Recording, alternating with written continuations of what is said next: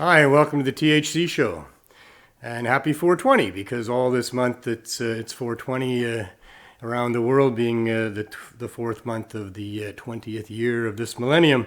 On the show today, we'll have 8 out of 10 Glenn from CannaMatch.ca join us for the 420 session. Jerry Martin will be here for the Martin Medical Moment.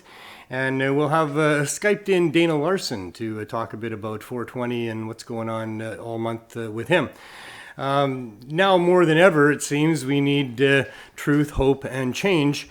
The intention of this show was always to talk about cannabis and the attempts by government to prohibit, overregulate, restrict, and all the things that they do around this amazing plant that should not be restricted and has no justification for being prohibited at all, and in fact should be widely encouraged by governments. And so that's always been the theme of the show. But the theme of the show really is about freedom, and for me that's always been my bottom line, is what our rights are as human beings, and how we protect those rights, and how we operate as a society, and what type of freedoms that we're holding here. And so now, with what's going on in the world with the COVID-19 pandemic, that has become a huge issue with respect to freedom and rights. And so obviously I have to talk a bit about that on this show. And that's why we've been doing that. I'm not a doctor. I am not a scientist. These are just my opinions. And I am a guy who believes in better safe than sorry at this point in my life. I wasn't always that way. But as you know, when you get older, that you come to understand that that's the way to do things. And I do believe in erring on the side of caution for sure.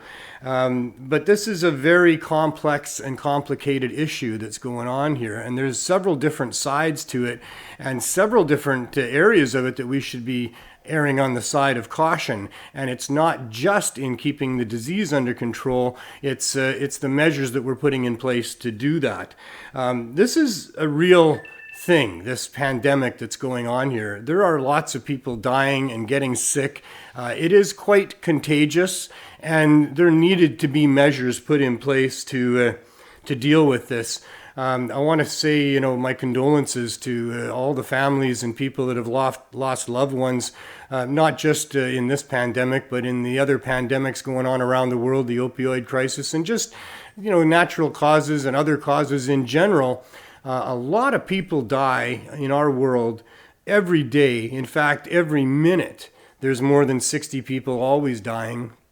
And has been for a long time. We have, several billion people on the planet, so that's going to be the case. The problem for me is that I don't trust governments, and I'm very skeptical, and I don't trust corporations as well.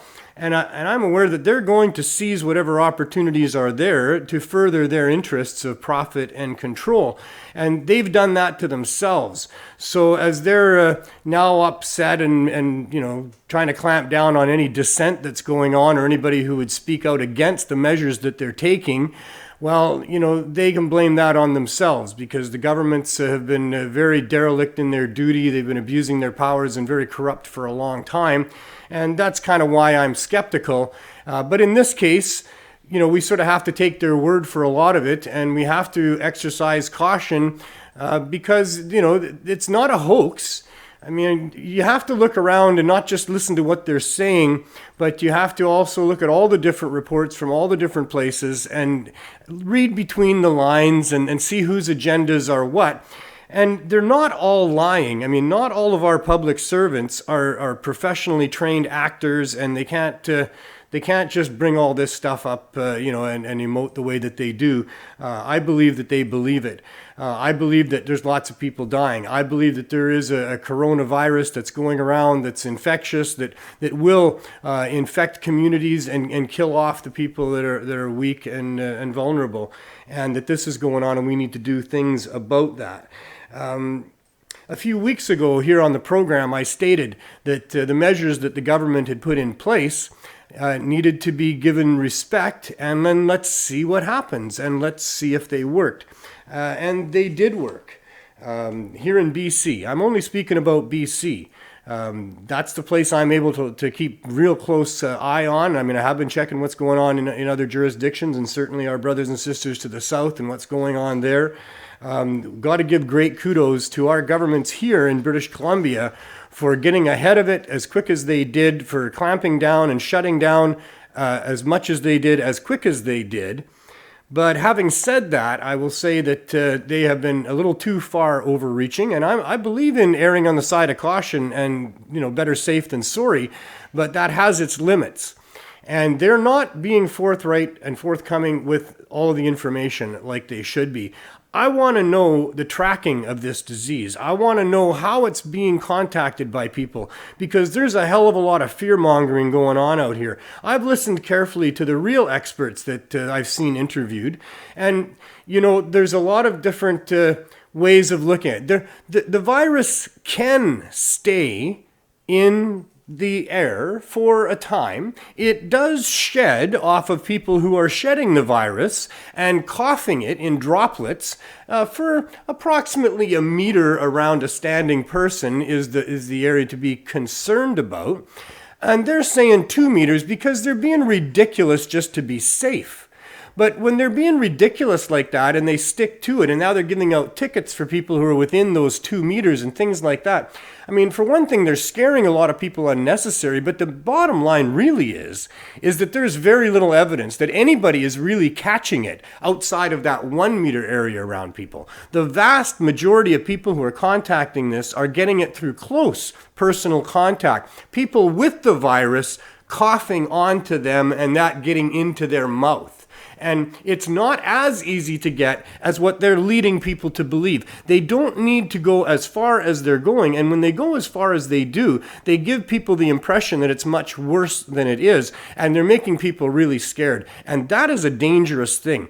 And they're hurting our economy as well. And hurting the economy is also a very dangerous thing. And it also costs people lives. And it costs people their livelihood. It ruins families. It ruins lives for generations. Poverty is a dangerous thing to inflict on people. And there's going to be a lot of people that are now going to be impoverished because of the measures that they've taken. They're going to be crippling the global economy for a long time.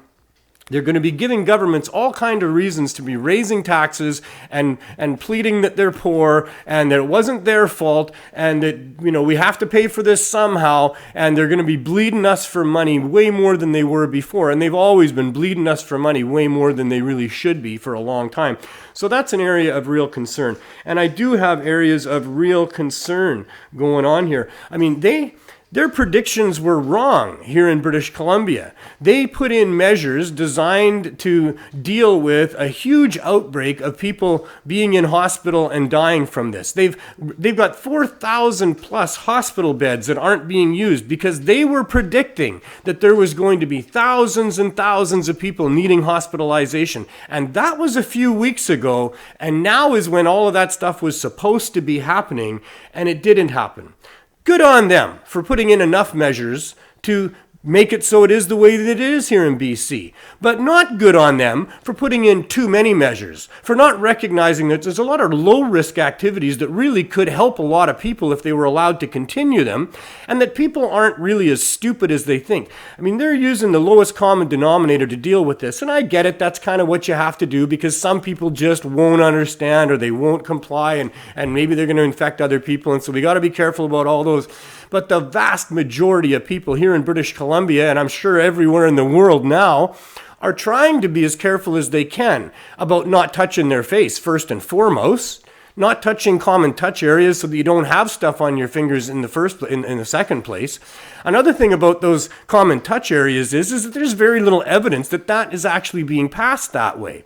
But the virus does live on especially the hard plastic and the stainless steel and the hard surfaces. If it's not disrupted, it can live there for a couple of 3 days. But that doesn't mean that lots of people are catching it that way. In fact, if you listen to the experts, most people are not catching it that way. It's very hard to catch it that way. That's not what we should be so concerned about. But as individuals, myself personally, I now recognize these high touch areas and I'm staying away from them for my own good. And I think most people are doing that. I'm respecting people's distance from me and me from them. I could be contagious. Apparently, who knows? But there's another side of it. All of this asymptomatic transmission. There's very little evidence that there's asymptomatic transmission, but there can be. Because when they do the testing, they find out that people do have some virus that they are shedding before they're showing symptoms. And that can be a problem, and people could get it from that. But that's not the majority of the way it's being passed, and it's very rare, and the odds are that you're not going to get it that way. I'm not saying don't be careful. I'm just saying don't be fearful. Don't be so fearful that you're afraid of people, that you're afraid to go out of your house, that, and there's another one where they're saying, stay in. Safer in your house than outside your house, especially if people aren't coming in from outside that might have been touching other places and bringing things with them, but mostly bringing the virus in there by being sick, by showing symptoms, by shedding a virus, by coughing on people. That's what's really dangerous. That's what you really got to watch out for. So sure, better off to not move around the community too much, not get too close to people that you don't know, because you never know. Maybe they're shedding the virus. So sure, not a bad strategy, but scaring people the way that they are, scaring people into thinking that they can only travel for essential reasons. They shouldn't be going out even in their car. That if they're going to go grocery shopping, shop close to home. Sure, but why? And why not go for a drive? Oh, because you could get into an accident, and that's going to overtax the hospital system, because all these people getting into accidents because they're driving 100 miles to go grocery shopping, and then they're taking that disease 100 miles away and dropping it in those other communities. That's a bunch of bullshit. I mean, if you're sick, stay home. If you've got any signs of anything, don't be going into grocery stores and touching things and coughing on people. Absolutely. But if you're going into the store like you should be, keeping proper distance from the other people that are there, keeping away from touching the counters and the railings and the doorknobs and the other high touch areas, and if the storekeepers are doing a proper job of wiping down their service counters and the handrails and the doorknobs, then there's no reason that we can't be going for a drive and going to a store. There's no reason that these communities wouldn't want some money coming back into their communities. The hit from the communities that rely on tourism is going to be huge. But there's a lot of vocal people in those communities saying, stay home. We don't want you here. I get that, I guess. But at the same time, people should be able to go to their second home. They should be able to go to their cottage. They should be able to go out in their RV. They should be able to go into stores and be careful about how they're doing that. And nobody's going to be getting sick from that. You see, the thing is, I'm confused. I don't understand. I can't give you all the answers because we're not being told the right things. We need to know the tracking of this. I want to understand how it moves, how it's contracted from person to person, where these outbreaks are, why they're there. They're knowing this stuff. They're figuring this stuff out, but they're not telling us. They don't want to tell us. They don't want to tell us which communities it's in, because many of the communities, it's not there at all. Even here in Vancouver, there was 2 days in a row last week where there wasn't one single new case here. In Manitoba on Sunday, there wasn't one single new case. And the testing is up all over the place. They're testing lots. They're not finding lots. They're not finding lots here. But they're acting as if it's like so contagious that we're all going to be in a lot of trouble, because Easter weekend, there was a lot of people that were hanging around. They were too close together, and we're going to know about that in a week. Well, here we go again. Let's see in a week if those numbers skyrocket, because they sure aren't skyrocketing now. They sure didn't skyrocket after all the people were going into Costco and Save-On and all those other stores and lining up chest to back and being way too close until about 10 days ago, when the government said, oh no, we're going to find the stores that the people are too close and da-da-da. And now they're only letting a certain amount of people in, and they got all markings out all over the place.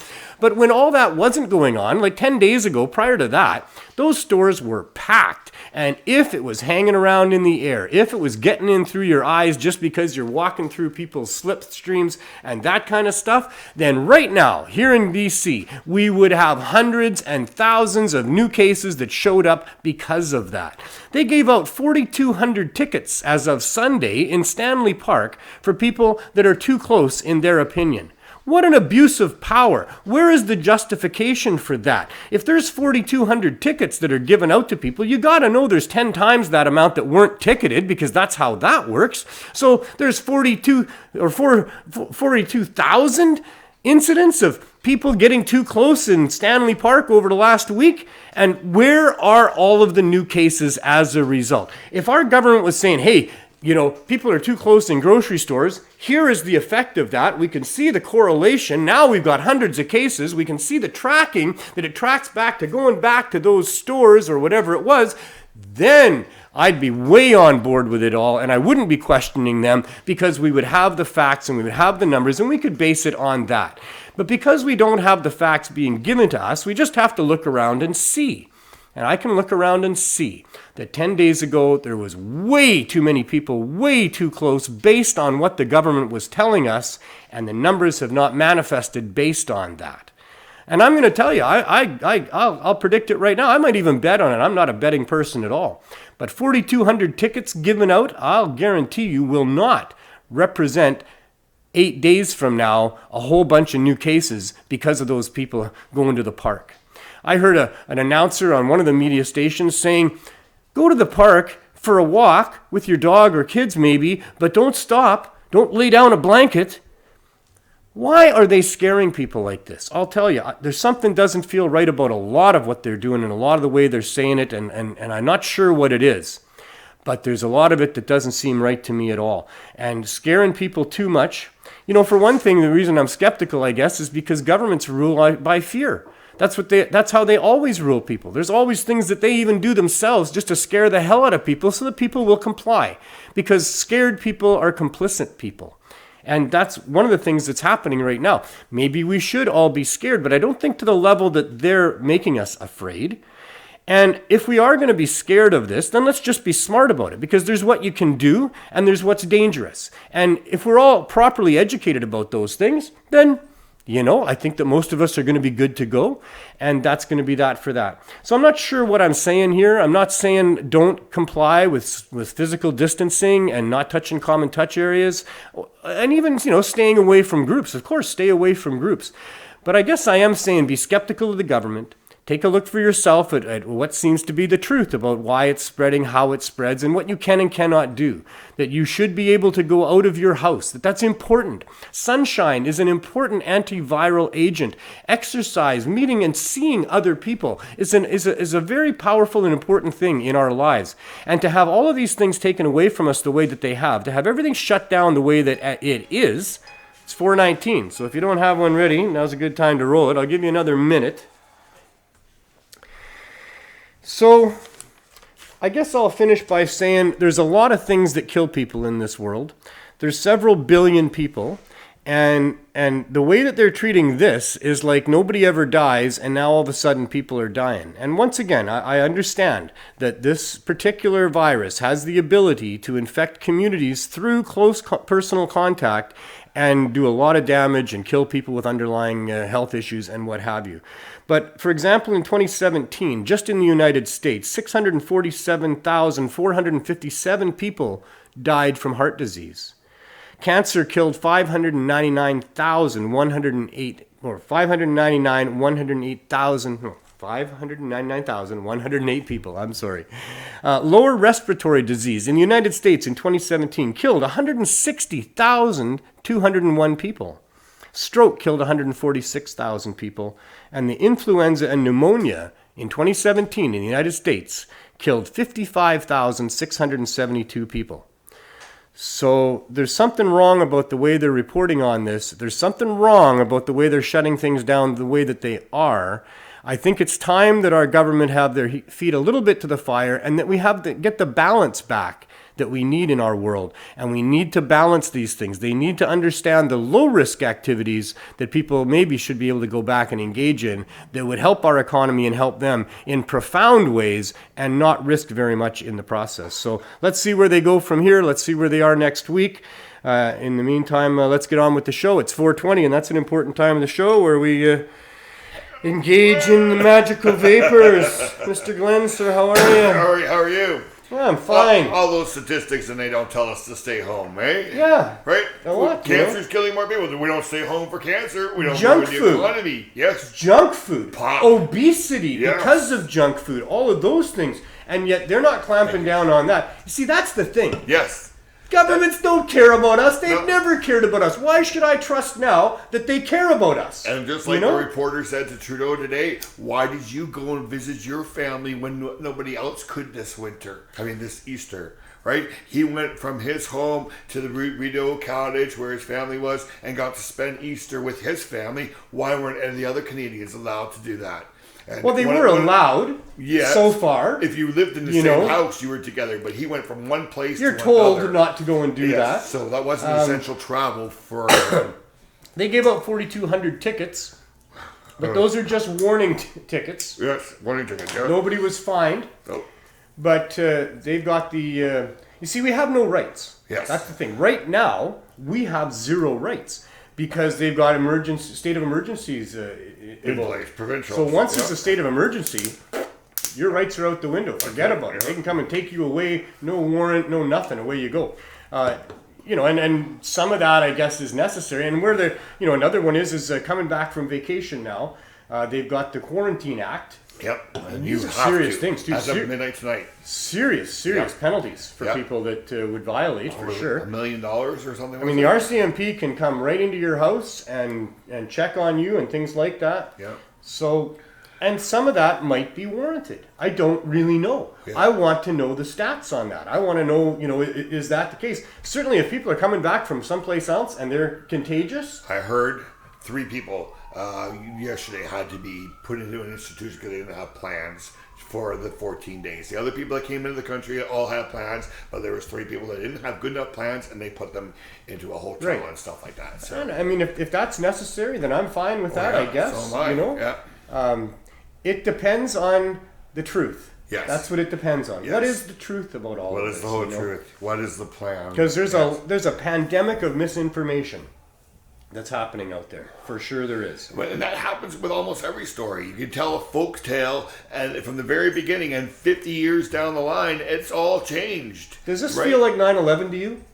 No. It's got a bit of that to me. It feels like there's something that's happened that's so big. Yeah. Like when all the airports shut down, it's got that feeling, but it's dragging out for but it's for not a month affecting here. the economy. 9/11 didn't shut down all these jobs and stuff like that. So, it was in New York. It was tragic. There was a lot of people who died. But there's economy a lot of didn't differences. stop, and the government didn't give us money because people died or anything, right? So there's, there's a lot of differences for sure, but it's just got that kind of a feeling to it. It's got a feeling, that something's off. Like 9/11, what really hit me was watching that second plane go into the building and having that realization start falling. that this is on purpose. Yeah.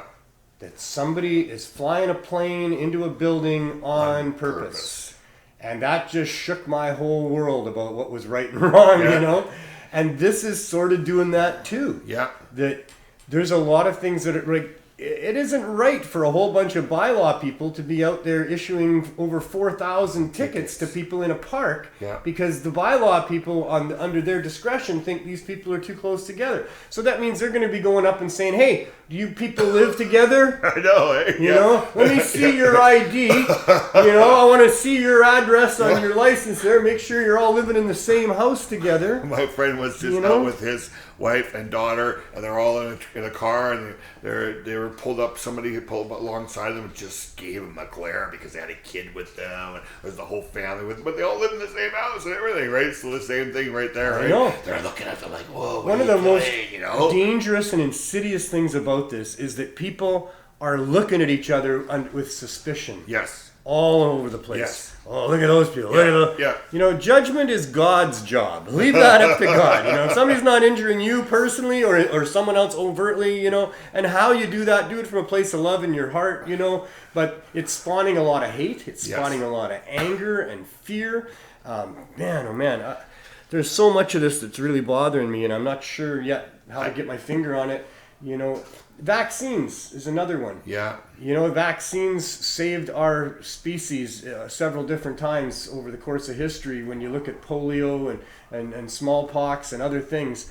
And certainly they've been a very valuable tool in the fight against these invisible murderers. But there's another side to that. And here again, it's governments that I can't trust. It's medical associations and pharmaceutical companies that I can't trust.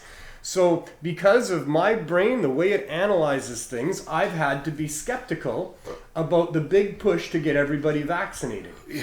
And here we are again. Now, it's similar to the fight for your rights, where, how would people put up with having their rights taken away? Well, you think they wouldn't. No. Until you understand that the people that want to take their rights away are going to scare the shit out of people first. Well, what's happening? And then the people are going to say, please, take my rights away. Yeah. Help protect me by taking my rights. Same thing going on here with this. They're going to be rolling up their sleeves and saying, please, Mr. Gates, make some money off of me by shooting me in the arm with whatever it is you got in that needle. And I don't trust them. I don't trust any of them. And I hope I have. And I'm not telling people not to get vaccinated or not to vaccinate their kids. That must be a horrible position for a parent to be in these days. And I wouldn't recommend anything to anybody about that. That's your own business. That's your own business, yeah. But I like the new machines that they've got coming out from Ottawa now. And that's where I was going with this. Yes, yeah.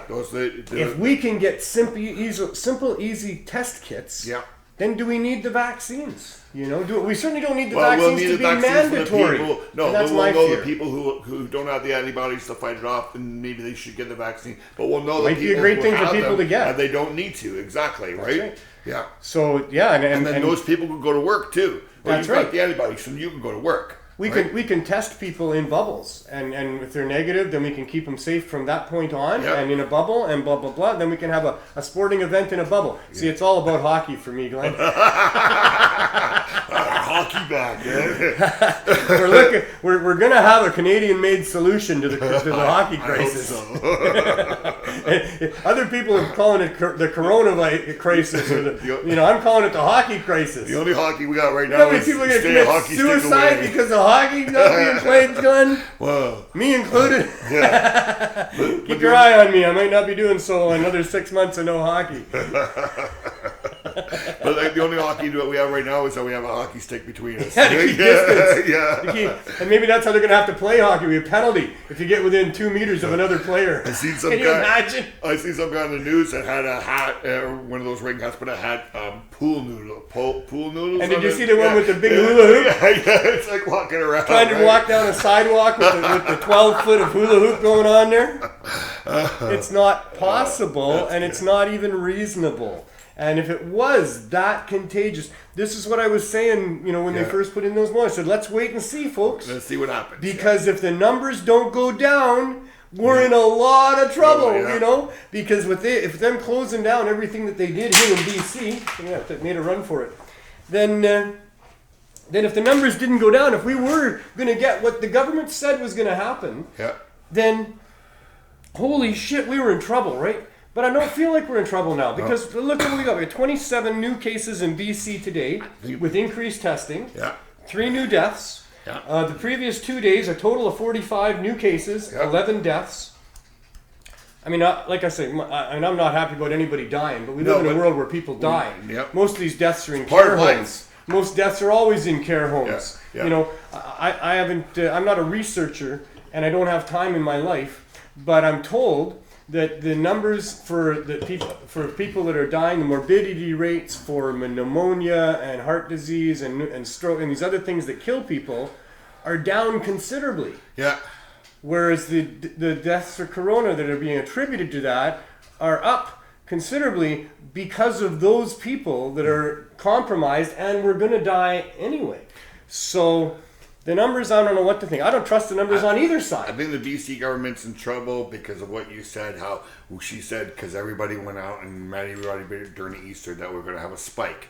So if we don't have that spike, now we know the government was really overextending themselves, and a bunch of people are going to turn around and say, well, it didn't happen like you said, so now we're going to, And I think they know that they're overreaching on these things. Yes. That's what I think. Yes. I think that if they were allowing us to be along the ride with them as far as the tracking of where the disease is, how it's being transmitted, and all that, and telling us the truth, then I think that we would understand it better. But they don't want to do that because they don't want people to be complacent. Yes. They don't want people to think that it's okay to be within 2 meters of people. Yeah. Or let's say you live in Desroches and nobody's in Desroches, and then all these people in Desroches say, well, we're not going to let anybody into our town because we know we don't have coronavirus. Right. So let's stop everybody from coming here like they've done on the island and stuff. And that's where a test will come in, right? Yes. If they got a test that tells you that it's an hour now, Yeah. I suspect it won't be long. They'll have a 15-minute Yeah, test. they said it'll get down to a half. But the one I watched on TV, they said it was basically an hour later they would know. Yeah, and anybody can do it. And if you're negative, you're negative. Yeah.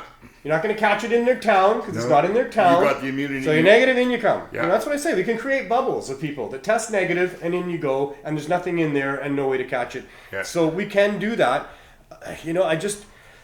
I don't like how we're being, I've already covered it a bit. They rule with fear, and they're scaring the shit out of us, and we're not supposed to question it at all. No. Well, I'm sorry I have to question it. I wish I didn't have to question it. I'm not questioning to the point of saying let's not, be careful about a virus that is in our environment and can kill people. And you and I have learned to question because of cannabis. Yeah. They lied to us about cannabis. Oh, it's a dangerous drug. It's the devil's lettuce and stuff like that. They lost their credibility a long time ago. It's the most healthiest thing that you could have right now in your body. So we already know ourselves, like these people have that opinion that the government lies to us. Yeah. Right? So it's a little bit harder to take the coronavirus a little serious already knowing what they've done to us. And you know what I do know?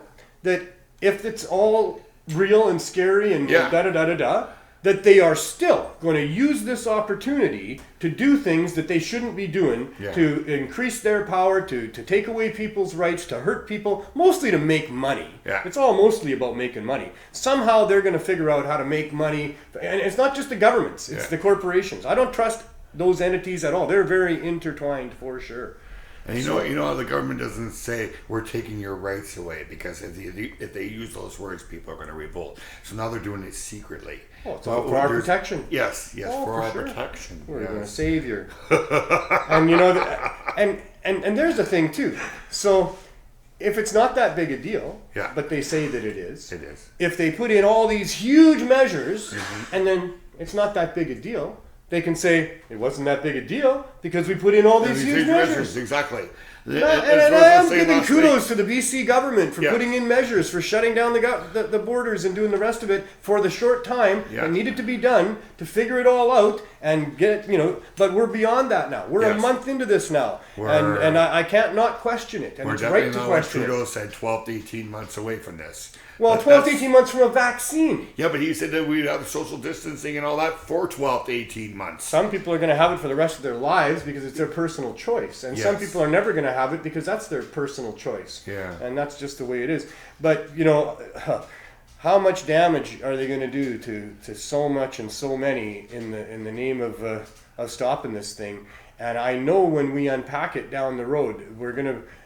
maybe it's just negligence. Maybe they're just doing what they think they need to do, and their intentions are all good, which if you believe that.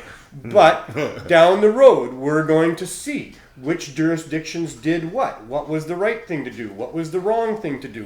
What of the things that they did were things that caused far more damage for the things that they saved? We're going to find those things out down the road. I want to be on top of it now. Yeah. I don't want to let it get worse than it already is going to be. So a number of us need to speak up about this if we have that opportunity. I think we need to do it responsibly. Yeah. And I'm trying to do that. And we'll find out, like you said, because Germany, I think it's Germany that doesn't have... Sweden, I think is who you're talking about. Sweden or Germany, they don't have this lockdown or this social distancing Kids are still in school. Now, they have had quite a raising of the numbers in Sweden over the last week. Yeah, there's a lot of people, and including the epidemiologists within Sweden, are questioning the moves, the lack of moves by the government. Yeah. Because Denmark, right beside and that is part of what's informing my decisions or my opinions on these things. And like I say, they're just my opinions, but that is part of what's informing it. Is what's going on in India, what's going on in Sweden. This is something to be concerned about. This is something people need to be vigilant for their own personal safety about viruses, not just this one, but viruses in general. Yeah. We live in a world where at any moment a new virus could arise. Yeah. And the ones that are already here, many of them are dangerous. The flu kills a lot of people worldwide every year, just an ordinary flu. Yeah. And so many people get it. The percentages aren't the same as this. This is killing a higher percentage. This is more contagious. But there's still a lot of people that die from the flu, and a lot of these other things too. So we need to, as individuals, be a little bit careful about mixing with other people's germs, and yeah. Yeah, we've been mixing germs since we've been here. We're gonna be. You're more than a space away from me. We haven't shared any joints. We're going to be smart. We're going to be all much more educated on viruses now as a population, as a world population. Unfortunately, some of our kids are going to be a little bit over germophobic, for I a tell couple them generations. Viruses are good for you because if you don't work your immunity system, it's not going to work. There's the other side to this. Everything is about balance, and that's what's included in this for sure. Yeah. So life is a lot like sailing, You don't want to overcorrect. No.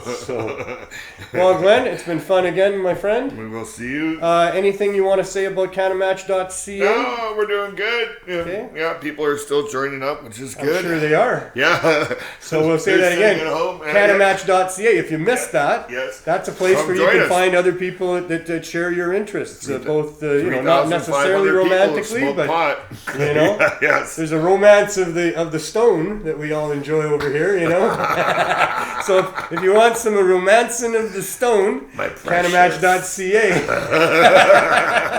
And we all want that now. Go check us out. Yeah. All right. We'll see you next week. Yeah. We'll see you next week. So, I always like the 420 session, as you know. I wish it could last for the whole show. Yeah. But we got a show to do because there's things to talk about, and that's why I do the show. That's why I started doing the show. I didn't start to do the show to talk about viruses. I started to do the show to talk about the virus of corruption that runs deep and to the top of our governments with respect to allowing, if you can imagine, public servants, free people. The word allowing is in between there somehow. But the allowing or lack thereof of people to have access to cannabis for medicine and for numerous other things has been the focus of this show, is the reason that I quit my job like 15 years ago to dedicate myself full time to trying to solve this issue. Yes, for me, the basic issue is freedom. That's always been what I'm after. That's always what I really care about, is my right to be a free human being and not to be bullied, especially by governments, and not to be forced into doing stuff that I don't want to do, and not to be not allowed to do things that I want to do, unless, of course, I'm hurting other people. Because, along with that right of not being bullied by other people and having freedom comes the responsibility to not infringe on other people's rights and freedoms as well. And that's always been my focus. And it's been the focus of this show up until 4 weeks ago when they stopped the hockey season, and then shit got real for me, and then it got real for everybody, and here we are 4 weeks later, and now a good chunk of the focus of the show has had to be what's going on with our rights and freedoms and this pandemic, this virus that's going on. But that's not what the show is only about. The show is about about the lack of access to cannabis and corrupt governments that are over-regulating and prohibiting and restricting cannabis, and the damage that does, and the lack of justification in that whole process. And so that brings us to our next session, or next segment here, the Martin Medical Moment. We're talking about medical cannabis and the access to medical patients, although there is nothing that isn't medical with respect to cannabis except for the government stores. The government stores are non-medical, both by their own description and by the fact that they're selling weed that you wouldn't want to impose on people, especially if they had any sort of a compromised immune system or a sensitivity to irradiated cannabis and swag weed and over-dried, under-cured stuff, or if they had an aversion to spending more money than they have on weed and stuff like that. So the government stores aren't included in this. We're talking about medical cannabis, and we're talking about the lack of access for people that are using cannabis for medical reasons through storefronts. The government, through the courts, has been forced, since the Terry Parker Jr. decision way back when, to allow people that are using cannabis for medical purposes to have reasonable access, which we certainly don't have yet. And along the way, buoyed by those court decisions, many of them along the way standing behind that and building a foundation, right up to the Allard decision back a few years ago, where Judge Phelan declared that access to storefront medical cannabis was crucial and at the heart of access for people that were using for medical purposes. And so there was a whole bunch of dispensaries that opened up even without city business licenses and without, and in contradiction to the criminal code. opened up to help people get that very type of access that those courts had been supporting all the way along. And Jerry Martin was a fellow that had one of those dispensaries in a small town in Saskatchewan, and he'd been running that dispensary for 4 years there under strict medical criteria. At the time, Health Canada had its criteria for people getting access to cannabis. You had to have a doctor confirm a diagnosis for which cannabis was applicable, and Jerry made sure that all the people that were members of his dispensary in small town Saskatchewan had that going on there, and he ran a very strict medical dispensary there for about 4 years until Health Canada sent him a letter saying that he should cease and desist. But you can't cease and desist when you're in that position there. We've covered this in previous shows, and anybody who gives it a thought for very, very long would understand that if you're in a small town with 1,000 people and you've got a medical dispensary for people getting access to something that's literally saving their life or giving them a quality life they can't otherwise have, and living in pain is not an option and should not be considered an option for anyone, that if you're in a position of helping those people get relief from that, then you're not going to stop helping people get relief from that when the government sends you a letter, a corrupt government, in a world of prohibition where you're already been illegal for 4 years and there's hundreds of other dispensaries going on, and the courts have always said that this should be allowed, and they're being licensed in other places like Vancouver. Well, Jerry didn't stop helping people, nor could he. Impossible. The government is unreasonable to think that he could. And of course, that resulted in him being arrested and his store being shut down and his belongings being seized and handcuffed like a common fucking criminal. And now for over 3 years, he's been dragged through the courts on 40 different occasions trying to get his day in court. And still no justice and no justification. And still the government is using our tax dollars to pay prosecutors to follow up on this case and run him through that. And so for me, Jerry is an example, a poster boy for what's wrong with this whole approach by our corrupt governments about medical cannabis. And I'm really thrilled that I get to have him on the show here on a weekly basis to discuss what's going on with him and his case and to bring light onto this case and just how wrong it is that a gentleman that had been giving back to his community and in very profound ways besides just allowing access. Jerry used the funds that were raised to help his community out in extremely profound ways, and yet he's being treated like a criminal and having his life turned upside down and still no end in sight to that. And so I'm very happy to shine the light onto that case and to use it as an example of what's wrong about things. And also Jerry is fighting this in the courts with a constitutional challenge about people getting proper access to storefronts. And so that's why this is part of our show, although the courts are all shut down and everything's on hold, and Jerry's been on hold for a while anyway, but we're still going to talk about it and some things about that. And that's too much of a lead up, and without any further lead up, Jerry Martin, how are you, sir? Thank you. Good to see you. Good to You're see looking you. rather straight. Maybe it's the glasses. Yeah, maybe. Can't see anything anymore. I want to talk to you today about cannabis as an essential commodity, because the governments have recognized that even their cannabis is an essential commodity. Mm-hmm. And I don't know what that says for the cannabis that you were helping people get access to, and the real medical cannabis that's not irradiated. Cannabis is an essential commodity, not just now during a pandemic, but always has been, especially for people using for medical purposes. Yeah, and I'm sure you can speak to that as how essential it was for people. Yeah, for sure. I mean, people came in on a daily basis for what they could afford or what they needed at the time. Some people have epilepsy; they can only get so much stuff every day, and they need to keep those seizures away. There's many different reasons why people use cannabis and why access is so essential to them. How many products did you have in your store? Jeez, I don't remember, a couple of hundred or 100 and something. A lot. It's been a while. A couple hundred different products for people. Yeah. Were there times that you didn't have a particular product that somebody was needing to have? And yeah. And yeah. how would they react to that? Not good. Yeah. They're fearful that they were going to die on a cancer regimen or something if there was a back order on THC oil or CBD oil or or something along that line, or I couldn't get CBD caps that worked for people with epilepsy. And So it's not just cannabis flower. No. And even if it was, there's hundreds of strains, and even Right. there, some strains work and some people don't. would wait months for particular strains from particular people. And that's the other thing. It was not just a particular strain; it was the particular grower that was growing that strain, right? In a particular way. Yeah, for sure. Yeah, they took the time and care to grow it properly. Did the government ever come down and hang around your store for a day interviewing people and finding out if it was necessary for them or not? No, the news did. The news did, The yeah. news did, yeah. Yeah. Did people express to you that they were concerned that maybe you weren't going to be able to keep on doing business? From day one.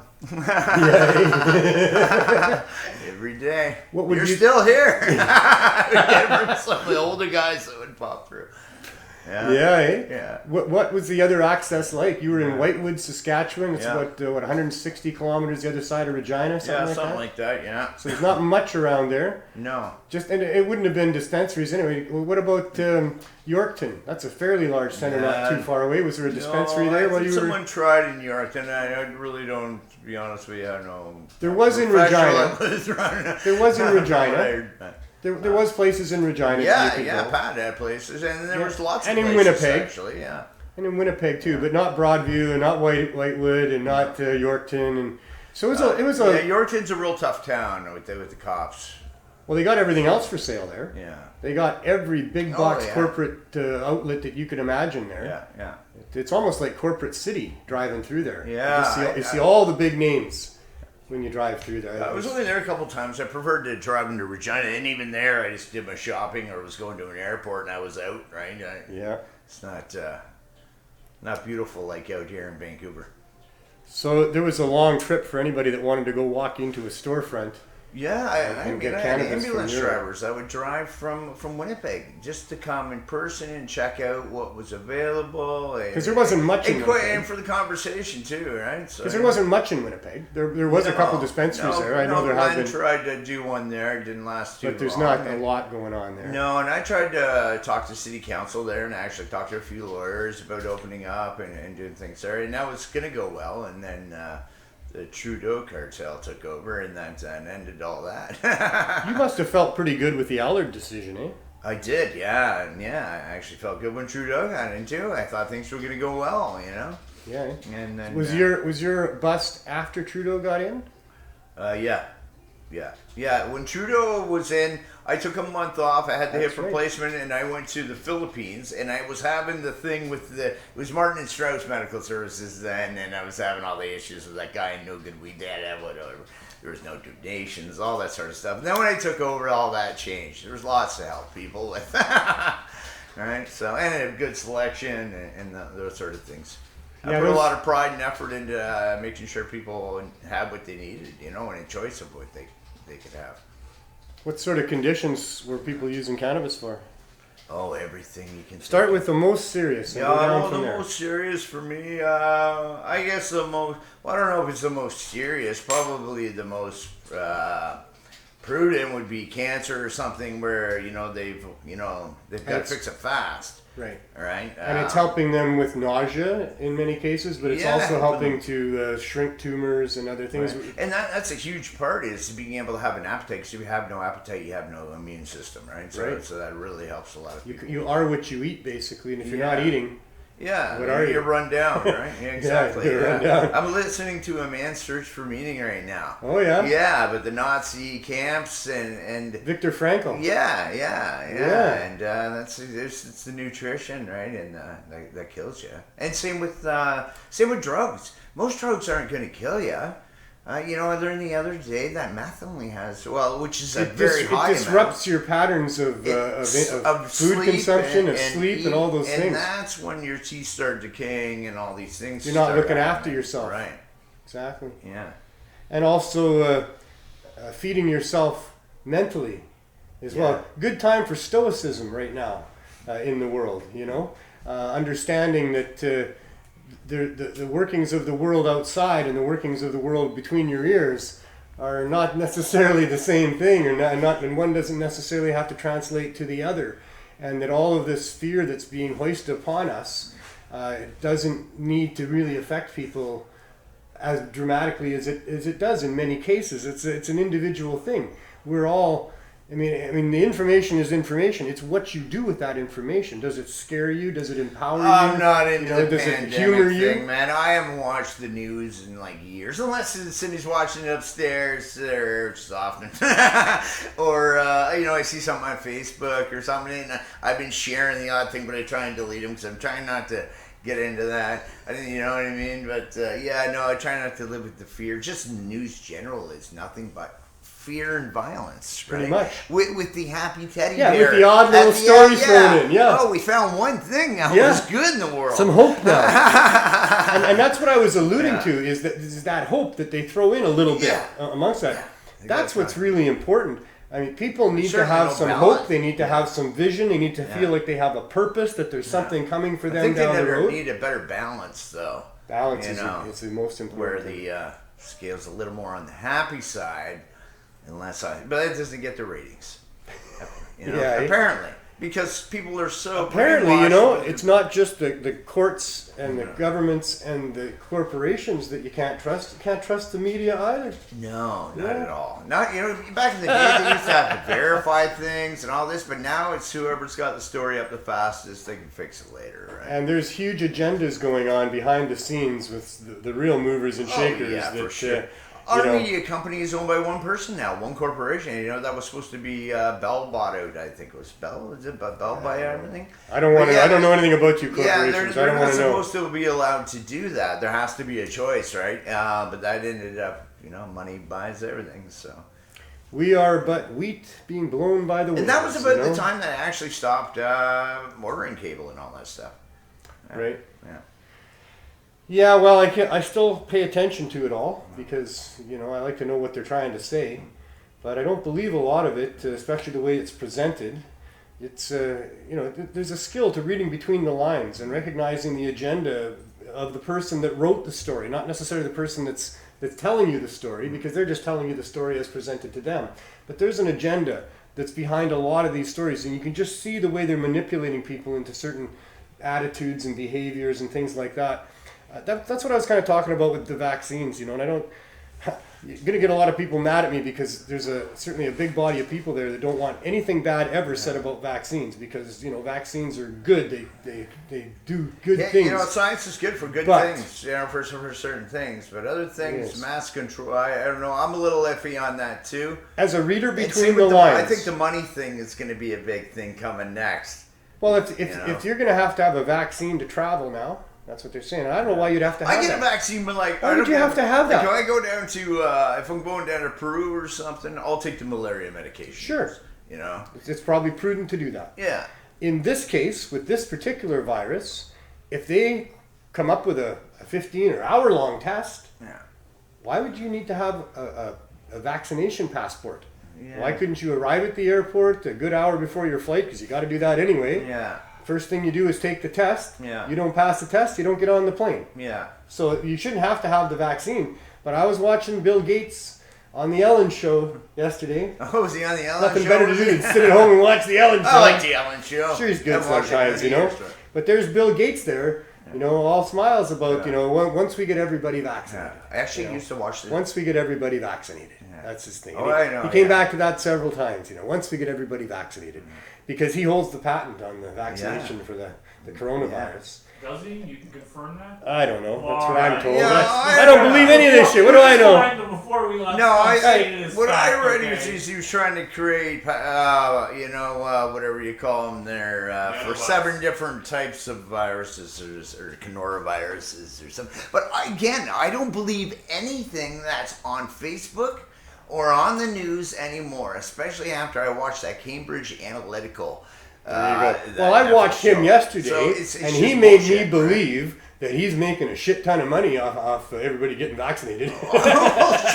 That's the between the lines thing that I was reading, is that's the interest that he's presenting there, and he was trying to be subtle about it, trying to be very professional about it, to try to help people, We're just going to get it to people, it's really going to help Personally, people. I don't think there's anything wrong with making money and helping people. Depends how you do it, though, right? It's only certain rich people. I mean, if you're going to release, and I'm not saying anybody released anything, I'm just saying that, if you're going to release something that threatens a population, and then you're the one that has the cure for it, Yeah. and I don't think that's good business. And I'm not okay with making money that way. No, me you know, either. I'm okay with you making money if you come up with a better mask for people that are working with viruses and they got to have a mask. That may be a poor example in today's world. Yeah. I should have picked something other than a mask. I would hate because to now think there's going to that be such somebody- a shit ton of masks created in the world, you wouldn't Yeah. believe it. But if you come up with a better mask or whatever, and you price point it at a place that's reasonable, and people appreciate that product and it helps them, then hell yeah, man, make money. I wouldn't want you to not make money coming up with. If we don't let people make money when they do that, we're going to have a lot of people not wanting to make money. They're controlling You know? people not making money. They're not wanting now. to make things that are good. We're So- not allowed to sell masks on Facebook or anything like that now and stuff like that. It's only the corporations that are allowed to sell this shit, right? Well, that has been the I enemy. know a lot of people got mad at that with those Lysol people making $100,000, but those, at the That's what it same is. time, I don't know. I think they went out and did something, even took advantage of it. It wouldn't be the first time. I don't know. People had choice. You know? They still could have waited up in line. You know what I mean? I don't know. I think they're creative. It's what we need to be Yeah. vigilant about. It's Yeah. about your responsibility as an individual human being. Don't just take what's being fed you. I mean, if we've learned nothing else in our time here on the planet, all of us human beings, have we not learned that we shouldn't just take what they feed us? Like the party line wherever you are has to be questioned. Yeah. You need to be vigilant. You need to understand the motives of the people that are trying to feed you whatever it is they're trying to feed you. Are they trying to feed you stuff that's good for you because they care about you? Personally, it's a Or good do they time for want them your to money start and doing time? whatever they want to do. All right, The who? moving stuff all around, building stuff. They can do all kinds of things with everything shut down, right? I know they Yeah, can. Oh boy, and that's what I'm saying. They're going to seize this opportunity. And there's going to be a lot of shit that it's going to happen. And it's the world doing it. The whole world. Yeah. Every corporate strategist out there is thinking, Yeah. how can we use this to our advantage, right? And we're prey to those people. So that's all I'm saying is, people need to be vigilant. They need to be aware of what's going on. They need to be skeptical of what they're being told, and they need to be careful in a crazy world that we live in. It's always been fragile, complicated, and dangerous in the world. And it's looking like it's going to be more so for the next while. So we've moved up a level in the video game of life. That's all. The most thing to be afraid of in whatever video game you're playing is fear itself. Don't be afraid. Be confident in what you're doing. Be smart about it. As best you can. Do your due diligence always.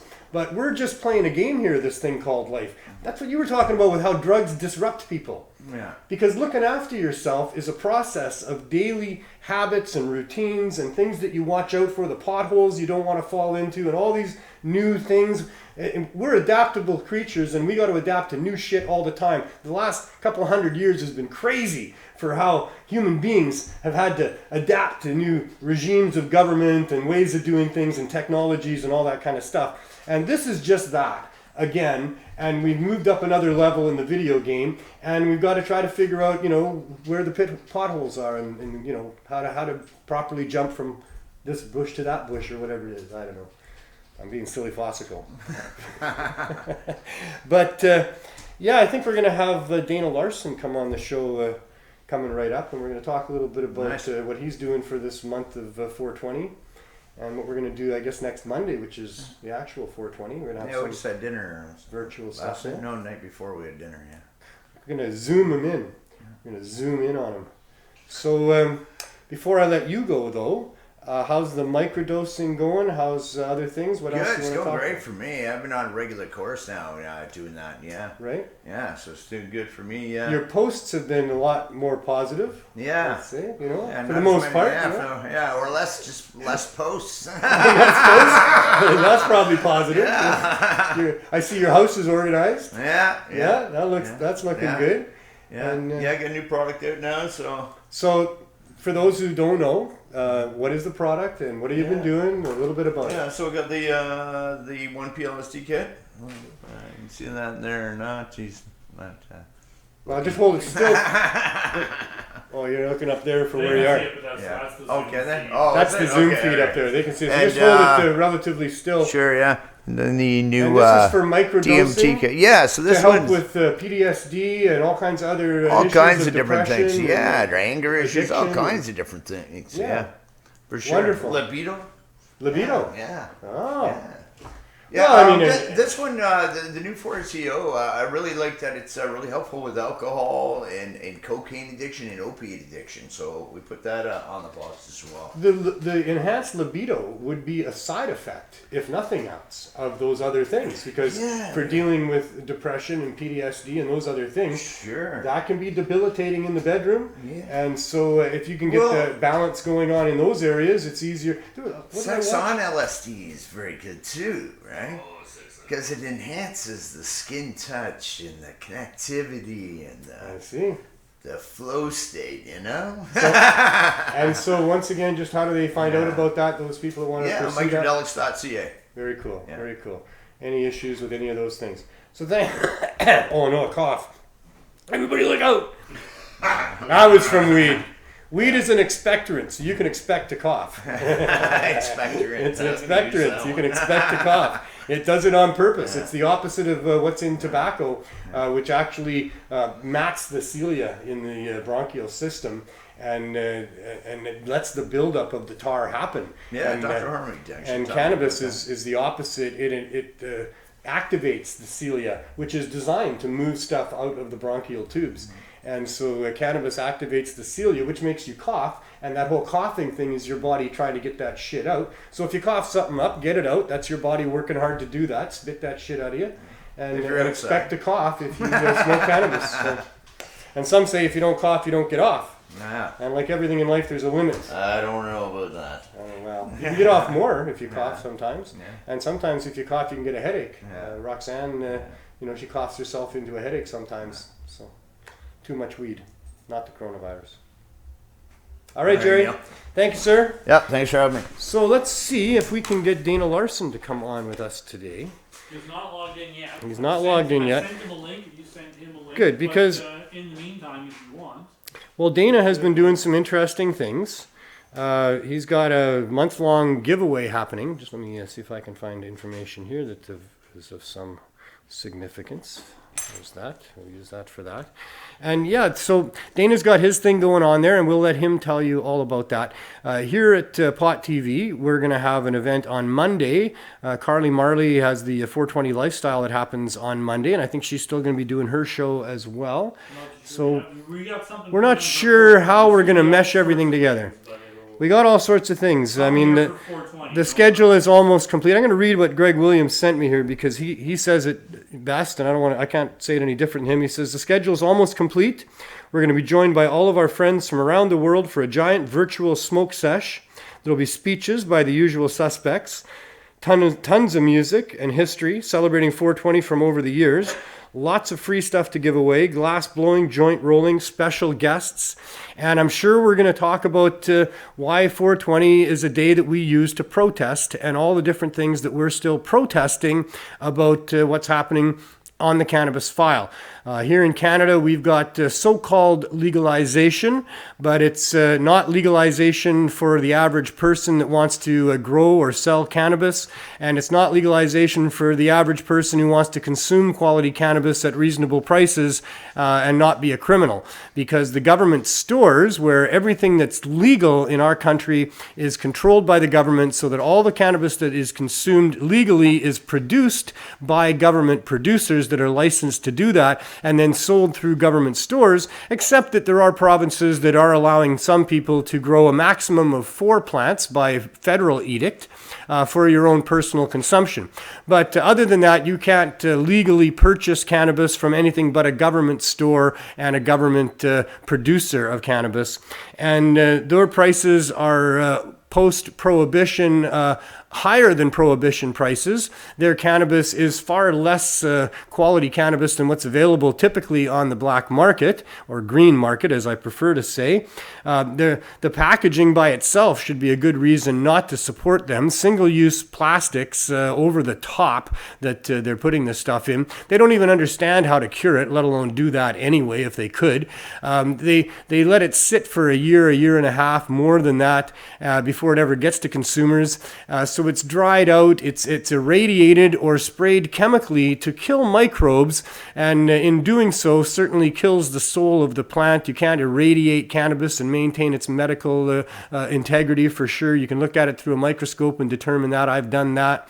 And so the legalization in cannabis has been a brutal experience for any of the cannabis consuming public that just uses it on a regular but non-necessary basis, I would say. But for those people that use it necessarily for medical purposes, the legalization of cannabis in Canada has been an absolute nightmare. They've closed down all of the storefronts for access that were operated by people that really cared about the clientele that they were dealing with. Their stores where they sell cannabis are by their own definition non-medical, and certainly by any definition that we would attribute to them, they're non-medical, and we would not recommend people with medical conditions use that cannabis. And so we've got lots to protest because the penalties for people that are growing and producing and selling outside of the system are increased from what they were before so-called legalization. The money for enforcement and enforcement teams set up across Canada to continue to ruin people's lives with absolute prohibition on anybody operating outside of their system is worse than what it was before so-called legalization. And so there's lots to protest about that. There's lots to protest globally about the infringement on human beings' ability to use cannabis. Different governments around the world that institute really harsh penalties, including the death penalty in more than a half a dozen countries around the world for small amounts of cannabis. A couple of ounces of cannabis can get you killed in several jurisdictions. There's millions of people that are in cages, being treated brutally, being treated as if they are criminals simply because they defy corrupt government edicts. They value cannabis enough to use it despite the rules against it, and they end up getting caught and persecuted for using a plant that threatens nothing except the bottom line profits of those corporations and groups that want to make money off of what people use for their medical health, mental health, recreational health, and even industrial when it comes to cannabis, because it is fuel. I'm going to pause there for a second. Just think about that. It is fuel, 10 times more efficient than corn for ethanol fuel. It is fabric. It is food. It is so many other things. It's a much more environmentally conscious form of concrete. Make plastics out of it. On and on it goes. And because cannabis is easy to grow and hard to control, it has been a threat to the bottom line profits of the groups making money off of those commodities that I mentioned, plus many, many more. And that's why it was demonized. That's why it was prohibited. That's why it's been lied about for all of these years and decades. That's why people are having their lives ruined. It's all about money and greed and corruption. And so, that's why we have 420. That's why we protest. That's why we've built it into the worldwide protest that it is. That's why we've built it to the biggest and best event that happens in Vancouver. It's because we want to talk about why cannabis should not be prohibited, should not be restricted, should not be overregulated, should be freely available, encouraged, and subsidized throughout the world. And until there's no more prisoners for pot, until there's no more penalties for pot, until it gets its rightful place as being the saving of humanity, especially when you look at how it can help with the opioid crisis and other things like that. Until all that happens, we're going to keep protesting, no matter what they say. We've never had a permit for 420 in Vancouver, one of the largest mainstream events that happens here. And they whine and complain that we do it without a permit. But we do it without a permit, not because we're rule breakers and cowboys that just want to break the law and have fun and go, woohoo, screw you. We're not that at all. We are sane, responsible, caring human beings that understand the damage being done by the lies being told about the value of this plant and what that allows us to be subjects to with respect to the other commodities that they foist on us with respect to alcohol and commercial tobacco and pharmaceutical drugs, plastics and fossil fuels and so much more. That until we get it right, we're not going to stop until we do get it right.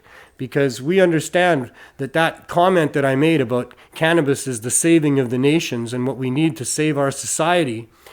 Many of you understand that that's a very accurate statement, and I'm not overreaching like the government is with the pandemic. I am not overreaching in saying that. It is because it is so valuable and has that kind of potential that it has been prohibited and restricted and lied about for all of this time. That is the reason that there's been all of these forces brought against it and against you and I and this planet in the attempt to prohibit it, is because of how valuable it is. And it's time we turn that thing around. It's long overdue that we turn this around. So everybody, make sure everybody you know knows that the governments are and have been corrupt since day one, especially on the cannabis file, and that we need to do what we can do and play our part in getting it back into its rightful place as a substance provided by nature that helps us in so many ways to be a freer, healthier, happier society. And we can rid ourselves of so much of the greed and the wars and the destruction of our communities and the alcohol fear-based world that we're being forced into.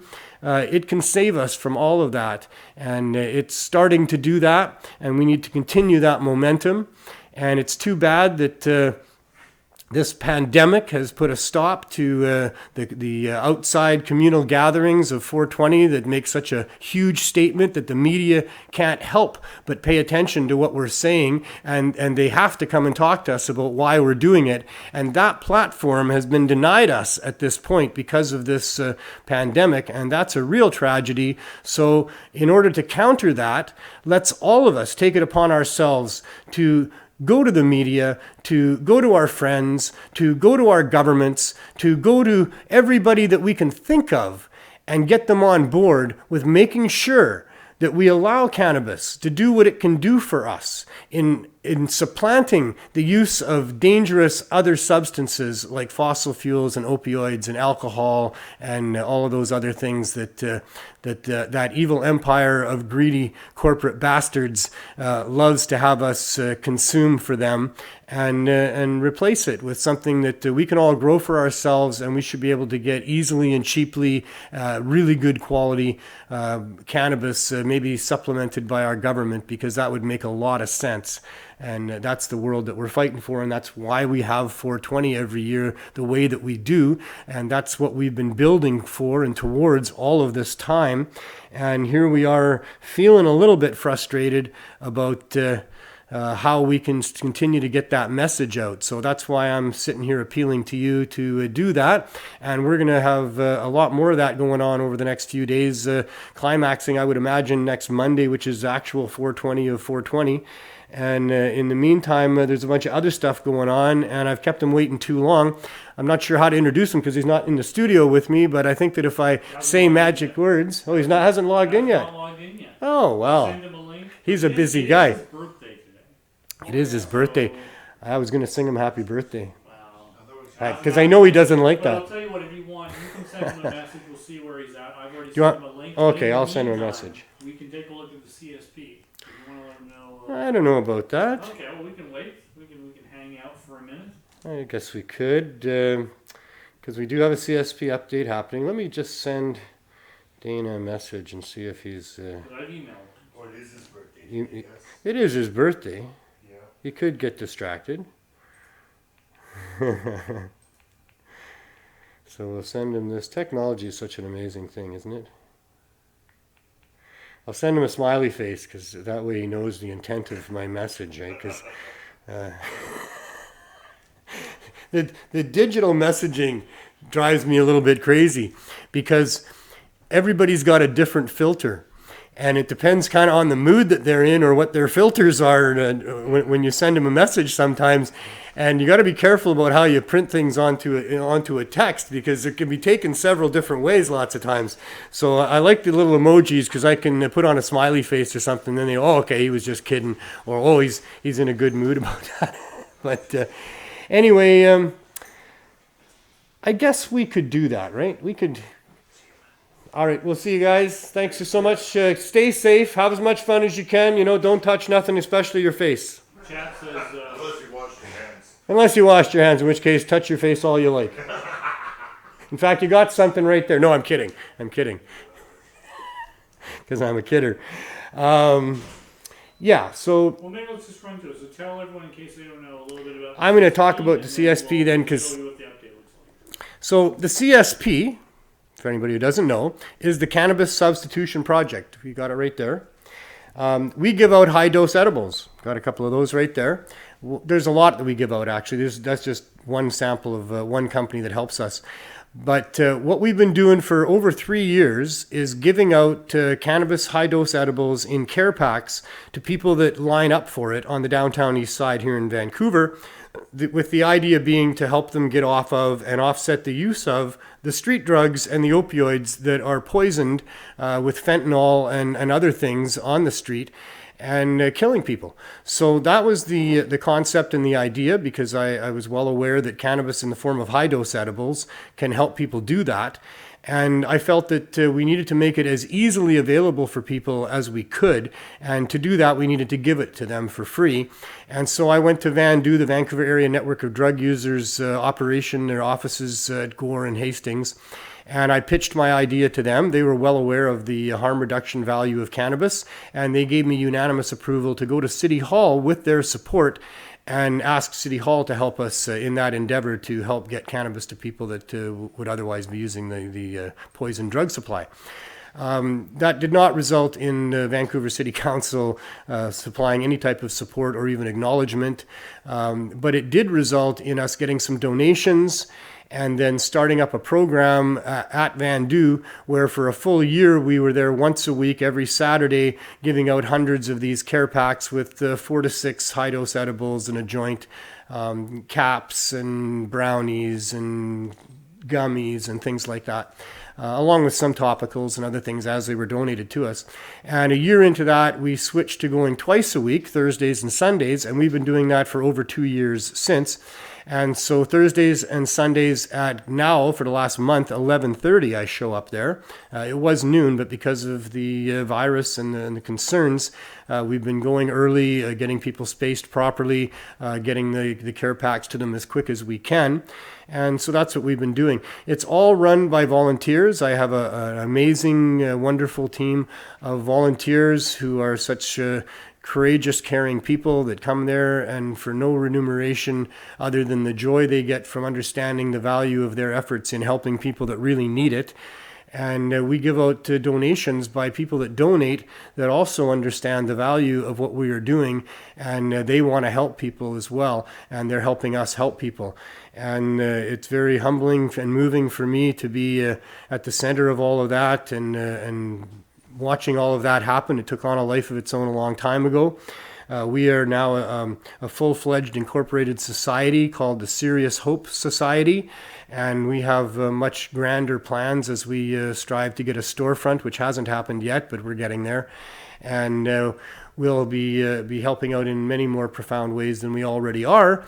But for now, we are still operating and functioning twice a week, although we are using coronavirus protocols and keeping proper distancing and all of that kind of stuff. And so, well, we've got Dana Larsen here. So I guess before we go further with our CSP update, we'll talk to Dana and get an update about what he's doing for the month of 420 here. It won't happen again for another 1,000 years. Are you there, Dana? We can see you anyway. He's trying the magic wave trick. So if you wave your hand in front of the trigger, he's waving at us maybe. We'll wave back at him. I'm in. Oh. Hello. I can hear you.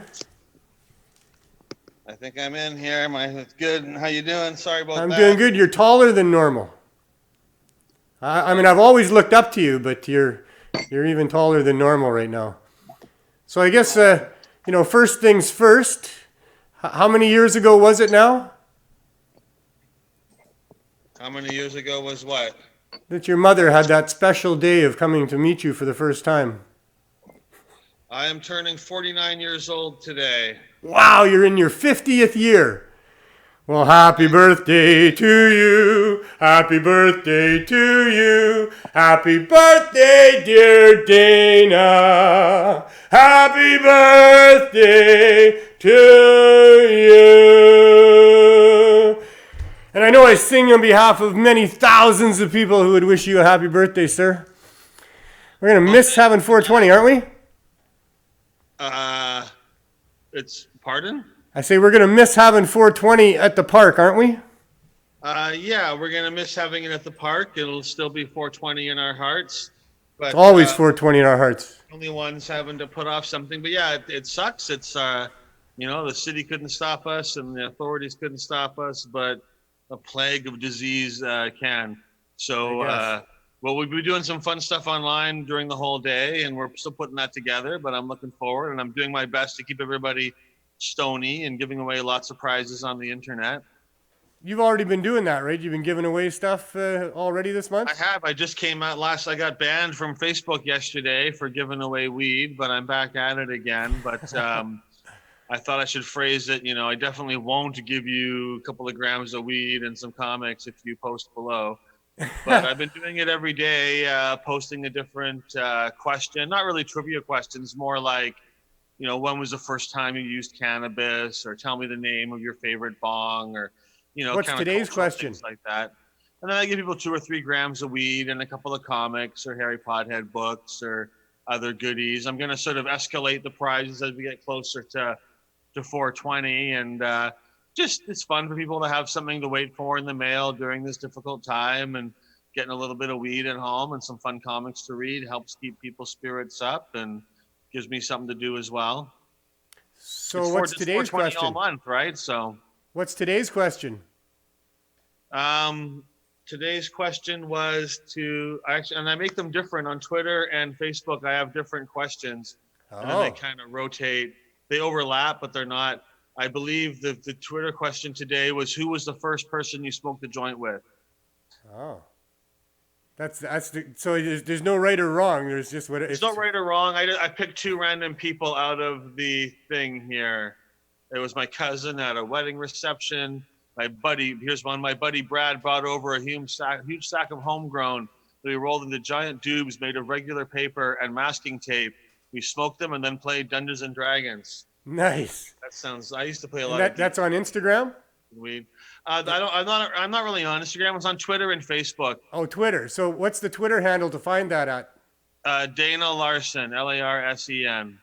That's easy. And then on Facebook, same thing, eh? My Facebook's actually Dana NDP, because Dana Larsen was taken by the time I was trying to make a thing, and I'm still an NDP member, but I was more into the NDP when I made that. So Dana NDP is my my Facebook fan page. So what do you think of the NDP handling of the coronavirus? Well, I think they're handling it better than they handled the overdose crisis. And I think that it really shows the difference in attitude. I mean, I'm all for listening to public health experts and, generally speaking, doing what they tell us to do. And, the same people, Dr. Bonnie Henry has been saying for a long time, we got to decriminalize drug users, make a safe drug supply. And Adrian Dix wouldn't even talk about it, wouldn't touch her with a 10-foot pole, would refuse to discuss it. And when she says we need to socially distance and we need to do this and that for the corona, he's all over it, which is good. I'm not unhappy with it's a difficult thing to respond to and challenging for all levels of government. But and they have done some safe supply stuff now, but they still haven't decriminalized. It's still not really enough. It's just very small steps forward considering this crisis. And, I think we should stay home, and I believe in what they're telling us. I'm not like a corona truther or whatever who wants to take to the streets and say it's all wrong and everything. But I just wish they were taking the advice when it comes to cannabis and when it comes to other drugs and how to deal with it more, and not ignoring them on those issues. I think it's time that they stop going further with their methods, because obviously what they've done has really worked, and that there are some things that they could reopen, the low risk areas. And I think that people can be trusted a lot more than they're giving us credit for with respect to respecting people's distances and things like that. There's stores that could open up and just allow 1 or 2 people in at a time, and then they could still get their particular lives back on track to some degree. But so I'm a little I'm a little concerned about how I haven't seen that balance going on. But I'm not recommending that people gather in groups or just flout the rules that they've decided are right at this time. I'm giving people their proper We distancing. don't really know enough to be able to make fully informed decisions, right? A lot of it's still guesswork. So they don't really know exactly how contagious it is. They don't know exactly how this works. And so I understand wanting to err on the side of caution, because if you put it open and then there's a huge outbreak, that's not what you want. But yeah, and I'm not an expert on these things, you know. I don't necessarily think I've got the inside track or whatever. I'm not sure anybody knows exactly, but I understand the caution. But I do think it's, you know, it's good that we're doing this, and I think it is a real thing, wherever it came from and whatever the origins are and stuff. The reality is, we gotta stay on lockdown for a while. So I said I've been trying to keep people entertained, and we've been raising some money, and I'm trying to make 420 into a bit of a fundraising effort for a good charity as well to help get kicked down a little bit and give back. I'm not sure exactly who will do that for yet, but you know, part of it is to help. Do you have an idea of how you would do that? It would be an auction or something? I don't know. I mean, even for my giveaways, I thought, I mean, I don't want to make them all like this, but I thought I could do one, you know, donate $5 to such and such a charity, post your receipt, and then of those that post that, I'll give someone an ounce of weed. And as long as I get more than, you know, 50 people or so donating, then it was worth it in terms of generating some revenue for that charity or something like that. So I could do things like that. And Facebook might ban me if I do that again, but I don't know, those kind of things. Or we could just encourage people, or do a matching thing. Or our dispensary will match every dollar if you donate. And I don't know, there's different ways of doing stuff. Or we could read people's names out, or give them some kind of promotion or something on 420. I mean, it's just an extra little thing to put out there. You know, I don't really know, but we'll figure that out. And I mean, although our dispensary is certainly taking a financial hit like everybody else, we're still operating, and it's easier for us to do mail order. A lot of businesses can't just switch over to mail order, and are totally shut down. And how do people access that? Right now, we're only doing mail order through cannabisdispensary.ca. We're going to very soon, I think, reopen our dispensary storefront for pickup only, because we're mailing things sometimes to people that live 2 blocks away in the West End, and we're putting it in the mail for them. That seems inefficient, right? So we're going to figure out a way where you can come and pick up your order in a given time slot or something. And then, are you not doing delivery? We were doing home delivery, and we stopped doing that as well. It was challenging finding people that wanted to go out. We might reopen that as well, but with more like street level delivery. So instead of us going up to your apartment front door, you come down to meet us outside or something like that. So it just got kind of overwhelming, you know, and because we're so busy, as soon as we open it up, we've got 200 people that are ordering on the same day, right? So that makes it more challenging. And if we could just open it up a little bit and serve a smaller number of people at first, and then kind of reopen, but it's hard to do that, right? So we're trying to figure it out, maybe limit some things to members, but right now the only way to get cannabis is mail order.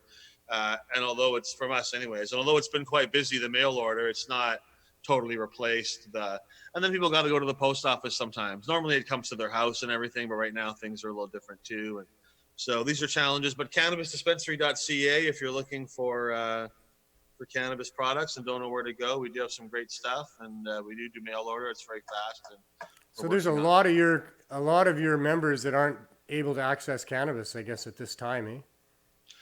Well, I mean, the mail order does deliver to everybody everywhere. We've taken off there's no extra fee. We don't charge shipping for the mail order. We swallow that cost right now. So, you know, it gets there. If you're in the Lower Mainland, if you were coming to our store, if you order on Monday morning, you'll get your order on Tuesday, right? So that's pretty fast and pretty secure, but definitely not everybody has switched over to mail order. And for some people, you know, it's people who are ordering a larger amount at once. It's not a big deal if you're just getting an ounce a week or every 2 weeks or whatever. But if you're someone that saves up and comes down to buy a gram or 2 grams, those people are harder hit, because if you're homeless or you're just, you know, you're saving up little bits of money, you have to have a bank account to do the mail order. There can be a $1 fee to send an email money transfer. Not a big deal if you're buying $200, but if you just want to get a gram and you got to spend an extra $1 or $1.50 for the email money transfer. So the people that are poorer or that were just buying little bits at a time, those are the ones that are most affected, unfortunately. People that are buying larger amounts and have a home and don't mind paying an extra dollar or two, it's not really a big inconvenience to get it through the mail, right? So, Right. but still, you know, and it just seems odd to be mailing something to somebody who lives across the street. That's Right. a lot of our customers are from St. Paul's Hospital also, and I'm not sure if they're in the hospital, you know, if we can deliver to the hospital, they probably got to get a friend or a family member to pick it up, and then that person has to get it to them in the hospital, and that can be challenging. So, you know, rather than them just coming down themselves, or I don't know. So we're working on it and doing the best we can, and it's still pretty early going, right? Like everybody's adjusting and figuring stuff out, and I think people are gonna find ways of reopening safely or readjusting safely over the coming weeks as we sort of adapt to this new reality.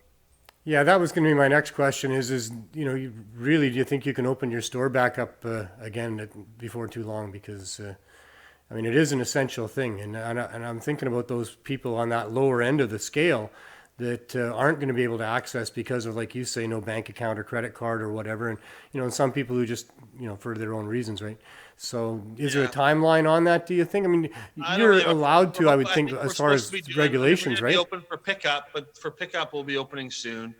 And then we're going to try to work out tap and cash and stuff like that. And so, I don't know. I mean, I want it to be sooner rather than later, but I don't want to force employees to work in a situation where they're uncomfortable. I would be uncomfortable too doing some of this stuff. I don't ever want to ask anybody to do something that I wouldn't feel comfortable doing, right? But we're working on methods to make that happen. We were actually doing renovations at our Thurlow dispensary in the nighttime before this happened, because the building is kind of falling apart. And so it has given us a chance to put in a new stairway.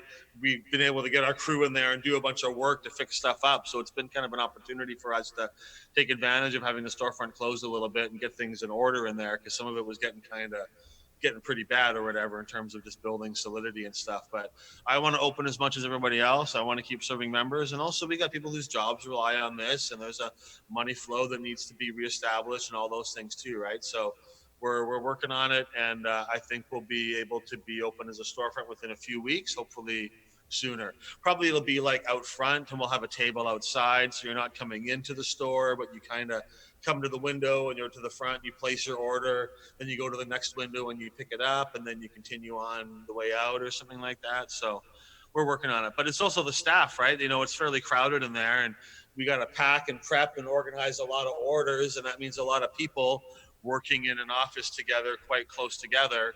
And so that also is a challenge, you know, getting everything ready and weighed out. You don't want an employee infecting all the weed or whatever, right? So we got to have gloves, and we normally have precautions anyways. People are wearing gloves when they work and that kind of stuff, but they're not always wearing N95 masks or whatever when they're working, right? So we're going to have to step up that, and we're working on all this stuff, and we are adapting, but I don't have a firm date as to when we can reopen, and it's probably going to be in stages. Well, they say they're going to come up with a test. The one I saw was for an hour. Glenn was talking about a half an hour. I heard that they're working on one for 15 minutes.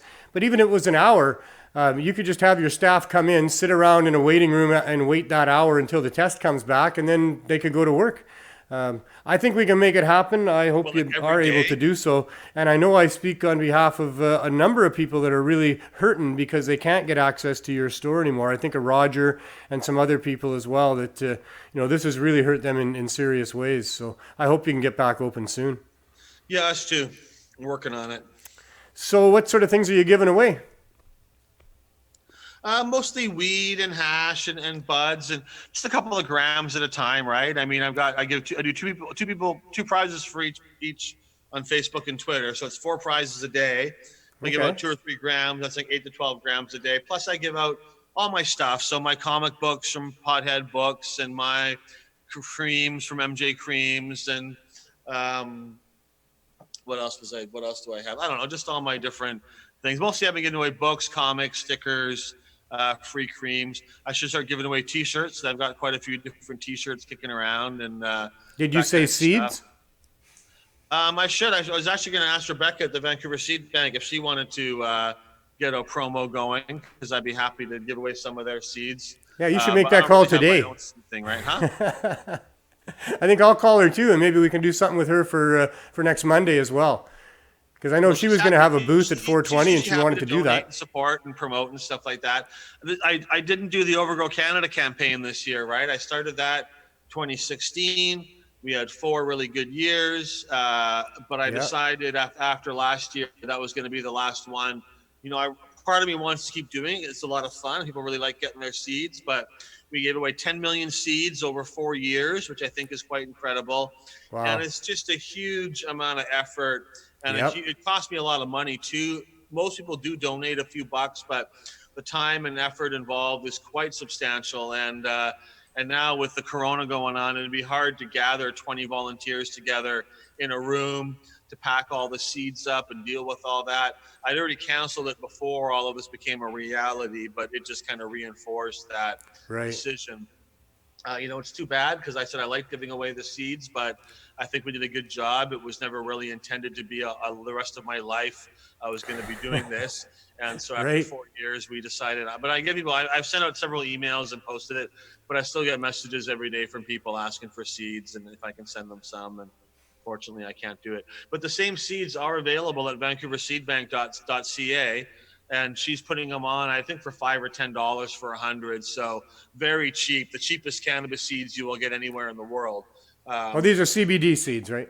They're CBD seeds. Yeah. We call it Freedom Dream. It's a strain. It's got a good level of CBD, very low in THC.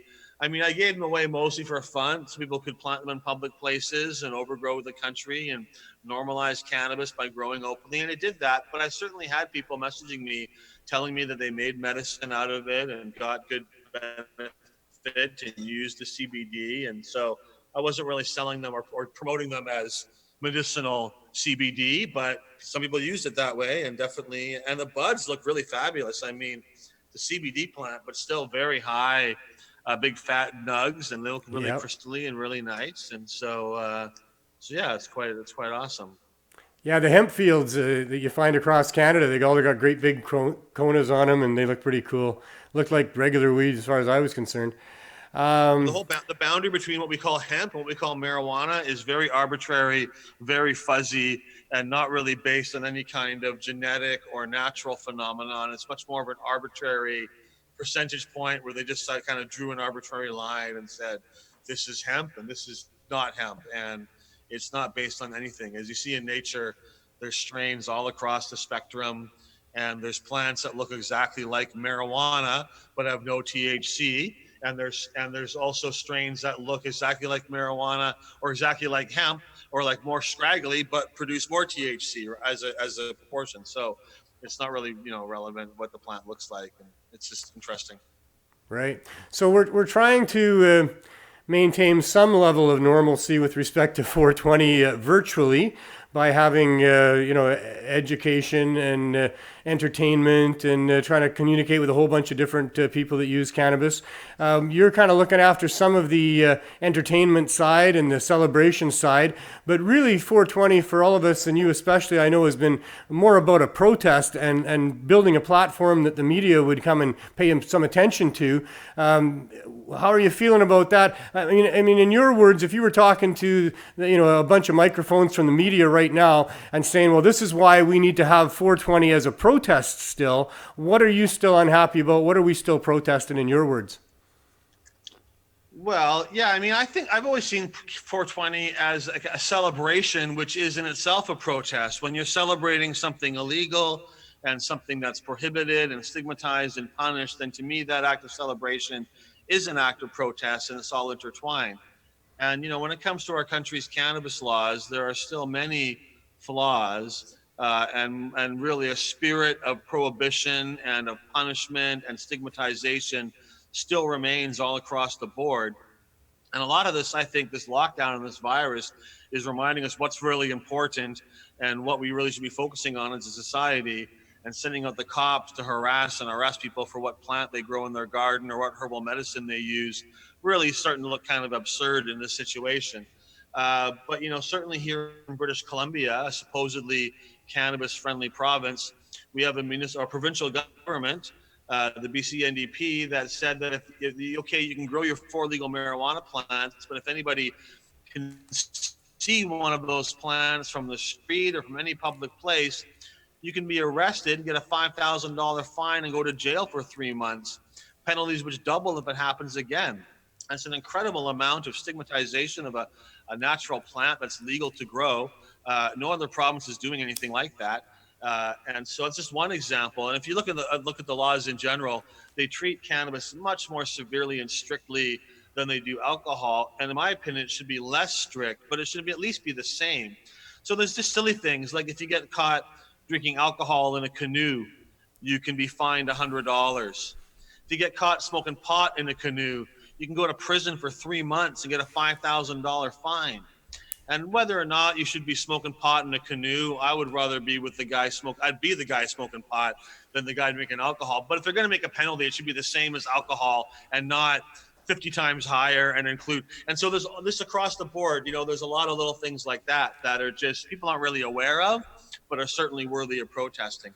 And that's Canadian laws, and there's still a lot to protest worldwide. What's going on worldwide that you're not happy about? Well, and that's something I think about too, is that, part of our protest and our celebration in Vancouver, it's not just about Vancouver and Canada.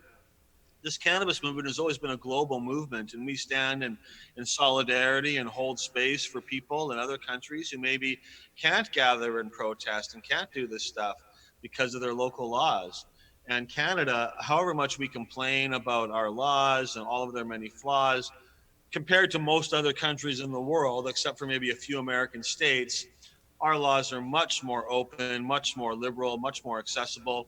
In other parts of the world, people are being sentenced to incredibly long times in very severe prison. People can't buy even overpriced, low quality, seedy, crappy cannabis like we can at a legal shop. They don't have anything entirely. There's a fellow named Muhammad Luckman who I like talking about, who's in prison in Malaysia. He was facing the death penalty for providing medical cannabis to patients there. And because of his bravery and him willingness to stand up, Malaysia's now changed their laws and is looking at liberalizing medical cannabis access. But, when there's people around the world in some countries facing execution for providing medical cannabis to patients in need, I think we have a need and a duty to protest against that in Canada and to show those other countries that the world is looking at them and that this is not acceptable anywhere on earth. And the whole idea that because cannabis is legal in Canada, therefore 420 should be canceled and we should never do it again really is backwards to me. It seems to me that legalization should mean that 420, there's more events than just 420, and that it's easier to get a permit and that we're accepted. And instead, we still can't get a permit for 420 from the park board. We still can't get permission to put on this kind of an event. And I think it's also just a real waste of resources and money and energy around the world. Wouldn't the world be a better place if we could go back 5 years or 10 years and take all the money we were spending on arresting people for cannabis, all the money we're wasting in the war on drugs, and put it toward better public health care, better preparedness for emergencies like, I don't know, global pandemics, things like that can be, expensive, but also worth it and a much better investment of public resources. And so I think when times get tough, it forces you to reevaluate as individuals and as a society, what's really important and what should we really be focusing on. And although I think there's going to be a lot of deaths coming out of this COVID situation, which is really unfortunate, I think there's also going to be some positive political awareness, ideas like socialized health care, guaranteed minimum income, safe drug supply, letting people out of prison who don't belong in prison anyways. All these kind of things are becoming much more mainstream ideas very quickly. Many American states are letting people out of jail because they're low risk offenders. They shouldn't have been in there in the first place, and they don't want them to get disease while they're in prison. And so you think, well, if they could do that, and why aren't they doing that anyways? And so I think, I think that a lot of these ideas are really reprioritizes things. And I think that although it's going to be painful, and I think, a lot of people are being hurt by this and people are going to be hurt by it, I think that there could also be a reevaluation of our society and where we should be putting our money and where our focus really should be. And I think that's going to be positive, and I think will help the cause of drug policy reform, but also help a lot of other intertwined issues that I mentioned earlier as well. Yeah, I think that, out of everything bad, there's also some good that happens. And in this case, we can grow our way out of this economic hole that they're digging for us. And it's never been more obvious that cannabis is a good way to economically stimulate things. So that's really awesome. How would you recommend that people get involved? And how do you recommend that people get involved to try to, get this where it should be? You mean in terms of drug policy or just the world in general? Or The world in general probably, but drug policy is what we're focused on here. How can we get cannabis in its proper place in history here? Well, I think it's a multi-pronged fight, and I've been doing this one way or another for 30 years. And I was just actually talking about this on Twitter with somebody because, political change and working within political parties. I mean, I've done a lot of that. I've worked within the NDP extensively. And realistically, it was not very successful. It was successful in terms of changing policies at the party level, but in terms of getting elected officials, including NDPers, to actually act in any of this stuff. And I think it's the same in any party. I mean, the Liberals did get through their marijuana policy, and we saw how it turned out. I mean, maybe better than nothing, maybe not, but I think that civil disobedience has been something that worked really well for us, and it's been very successful across the board. And I'm more and more convinced that we need all these prongs. We need people working within the political system too, absolutely. But breaking the laws openly and transparently and defiantly and ethically and honestly as you can, in a way that hopefully also perhaps generates revenue and lets you create a business and allows you to employ people and to put money into positive other changes. That has been the most successful technique over the last 20 years or so. And from bongs and pipes to seeds and seed banks to lounges to cannabis dispensaries to what should be now evolving into psychedelic and entheogenic dispensaries and mushrooms, heroin compassion clubs, even when it comes to hard drugs and things. The first supervised injection sites in Vancouver it wasn't Insight, it wasn't opened by the government, it was grassroots activists opening their own community spaces for people to come and be able to use drugs in a supervised manner. And they would get raided and shut down, and eventually the government started funding their own injection sites.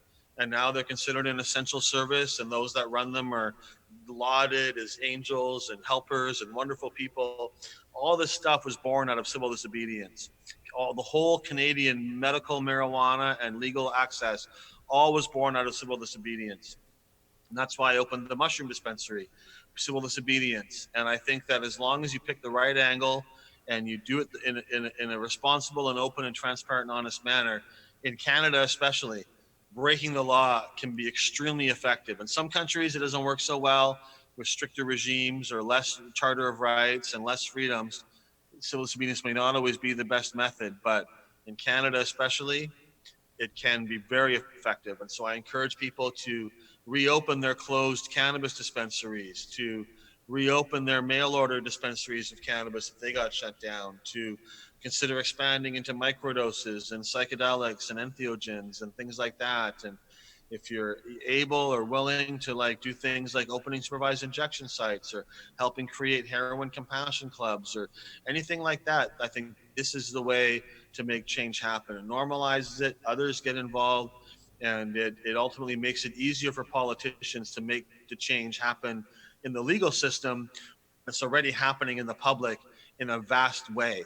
I don't think we ever would have had legal cannabis shops in Canada selling cannabis products if we didn't first have hundreds of illegal cannabis shops selling cannabis products in the way that we were. I think that mass civil disobedience was a necessary requirement to get the legalization we got, and we're going to need more of it on all levels to get the kind of legalization we really deserve and to break the back of the whole war on drugs. Very cool. Yeah, for sure. We'll overgrow the government and just keep doing what we can all do. And maybe by July 1st, we could have a cannabis day and celebrate some of these victories. In the meantime, this is the 420 month. I'm hoping that's going to be the case. I'm not sure we're going to be out of any lockdown by July 1st or anything, but we'll see what happens. And if we are or we can be, that'll be fabulous. And certainly, I mean, Cannabis Day, it'll be the 25th year for Cannabis Day this year.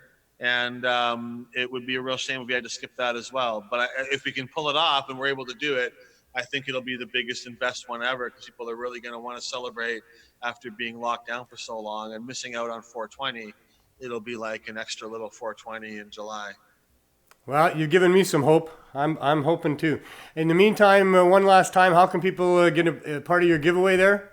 On Twitter and on Facebook? On Twitter at DanaLarsen.com, DanaLarsen, and on Facebook at Dana NDP. And I post them every day at 420. As long as I'm not in Facebook jail, they'll be coming out at 420 every day. They're not skill testing questions. Bless you. You just got to post and share. And actually, they're great reading. People telling the stories of the first time they got high or when they first told their parents they used cannabis, and you get 200 answers. And it's really fun scrolling through them. And on 420, I'll be on the 420 show, but I've set my Twitter in advance. I'll be doing more like first answer wins a prize kind of trivia questions on 420. Right. So check that out as well. So how do you pick the winners? Is it just random, or do you decide I like this story better than that story? No, I count up all the entries. Sometimes people post like on more, like I have it on my homepage on Facebook and on my fan page. I count them all up and all the retweets and everything. I go to a random number generator online. I put in the parameters. I take the 2 numbers it generates and I count through, and I do it that way. The only time I don't do that is if it lands on somebody who's like a close friend or something. I tend not to give them the prize and I skip to the next person. But otherwise, I try to make it as random close as friends possible. need not apply. Yeah, well, I mean, you can still post or whatever. And, sometimes I had one friend, I'm like, I'm going to send you a prize, but I don't want to make you the official winner because I'd rather give it to somebody I don't know, right? So there you go. And people have lots of weed, but I try to make it as random as possible. I don't make it by the best story. I figure it's better. I just want people to participate and have some fun and have a chance to win, right? So. Very cool. Well, thanks for doing that, and thanks for doing all you do, Dana, and for taking the time today to talk to us a little bit, even if you're in isolation there. Thanks for having me on, Neil. I appreciate it. Take care. Very good. All right. So we were talking about the CSP there. Let's take a look at the update. We have a video update, and here it is. Here comes a handsome guy. How are you doing today, landlord? Hey, everything's great. That's great. I'm virus free. I got more weed. We still gotta get this virus out away from us. We gotta stay with proper distancing amongst each other. Don't touch common touch areas. Mostly don't touch your face until you can wash your hands. If you're sick at all, stay away from people. Go home, isolate yourself, especially if you got a fever and a dry cough. So that's all I got for you. We'll get you out of here as quick as we can today. And the other thing is be kind to each other and have as much fun as you can, because that's the most important thing in life. Which is your preference then? Oh, I'll take the, CBD? Yeah. And do you have more of that stuff for the... Yeah, I got one right here. Right on. Thanks, man. Thank you. Have a good day, guys. Hi, how are you today? Good, thanks. And what brings you to our cannabis substitution lineup? Free edibles, no weed. In the weed? And how do the edibles help you out with your day-to-day life? It helps me with stress and relaxes me, helps me sleep.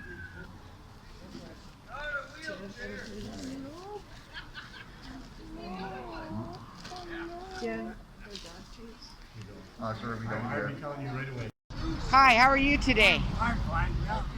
And what brings you to our cannabis I've substitution? been here since it started, and it helps me to eat and helps my arthritis.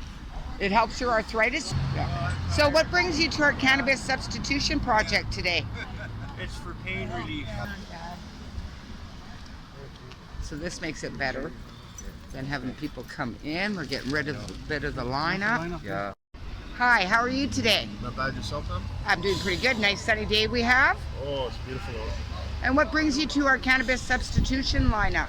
I love marijuana, okay, I'll be honest. It keeps me mellow, it gives me an appetite because I had cancer treatment and stuff like that. So, Oh, I'm sorry to hear that. yeah, I had colon cancer and then they dug it out and I couldn't eat. I lost my hair because I had chemo and stuff. Oh, I'm so sorry to hear that. So did they cure you? Yeah, they were able to cut it out. so I'm able to digest food. Love you guys. Smoking a joint kind of gives me an appetite. So. Oh, that's so good. Well, I'm glad we're able to help you out. Have a good week, too. Have a good weekend. Hey, Mia. Hi there. Do you have any cream?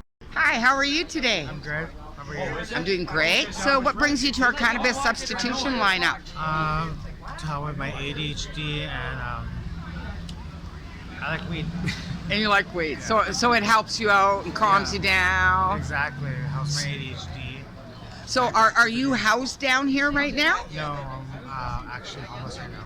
Oh, so that must be really hard for you. Yeah. So then pot really keeps you calm Yeah. because it's hard right now to be homeless and nothing's open. Yeah, and a little relaxed. Keeps things a little calm. And who do you have behind you? My 8-year-old puppy. 8 years old. He's so adorable. Percy. Hi. Hi. There you go, sir. And what brings you to our cannabis substitution lineup? I was just with my friend here. Uh-huh. And he told me that he could get some free weed. Yeah? And I was going to Hope and leaving Vancouver. So yeah, I wanted something for the road. Oh, that's good. And how does cannabis help you out with your everyday life? I would say it's keep me out of other drugs that maybe I would do without it. Without it? But it has been like this from a long time. It's also I smoke less tobacco with it. There you go, sir. Have a good day. Hi, how are you today? Oh, fine, thank you. So nice to see you again. You too, always good to see you. And what brings you to our cannabis huge lineup today? Well, it really helps me for my pain. I don't do no drugging or drinking, any of that. Marijuana is more safer, it's legalized. And people that do this here, there should be more programs like that for the safety of our community, safety of the downtown east side. Because like you said, there's been too many overdoses of opiate and the other drugs. And keep encouraging people like us what you're doing. Keep encouraging about the marijuana edibles, because it's healthy, it's safe, it helps our pain. I know for me, I suffer a lot, but coming here helps. Yeah, it helps a lot of people, and the program has been a wonderful bonus for so many people for so long. It's just a real shame that we don't get any help at all from our public servants, from the government in any way, shape, or form. They are allowing us to continue to help people during the pandemic, which is, good on them for doing that. We would have done it anyway because it's the right thing to do, because the pandemic of opioid overdoses is very serious and real for people here, more so, in fact, on the downtown east side than is the COVID crisis. But in any case, we keep soldiering on. At some point, we will get a storefront and we'll get off the street and we'll be able to help people every day instead of just twice a week. But in the meantime, I want to thank Debbie Hellion for the marvelous work that she does in interviewing people and providing the film for us. My volunteers who stepped up to the plate during this crisis and weren't phased a bit. Every single one of them continues to be there helping out. We don't have the holy rollers anymore because we're not rolling joints for people. We're just giving it out. I bag it up myself into about 1.5 gram bags that we give out with our care packs. And to the donators that continue to help us, I can't express how much gratitude I have for the donators of things to our project, because that's what really makes it work, is that we've got some things to give to people twice a week, and we give out such a substantial amount every time that it's really humbling to do all of that, and I'm very happy to be able to be a part of that. So that's kind of it for the show. We got other shows coming up this week. It's a whole 420 month, of course, as we've been talking about. Check out what Dana Larsen's got going on every day. For us, next Monday, it'll be the 420 Lifestyle Show combined with, however, we're going to do our Cross Canada 420 extravaganza of all kinds of things, entertaining and educational and protestival and all of that kind of stuff. So that's going on coming up Monday. Tomorrow, from Under the Influence with Greg Williams. I think he's been doing his show from home, and always a lot of great information, insight from Greg on what's going on in the world. On Friday, it's Cannabis Culture News Live with Jeremiah Vandermeer. And we'll see where he does his show from and what's going on with that. Getting right into the 420 spirit, I would imagine, by Friday.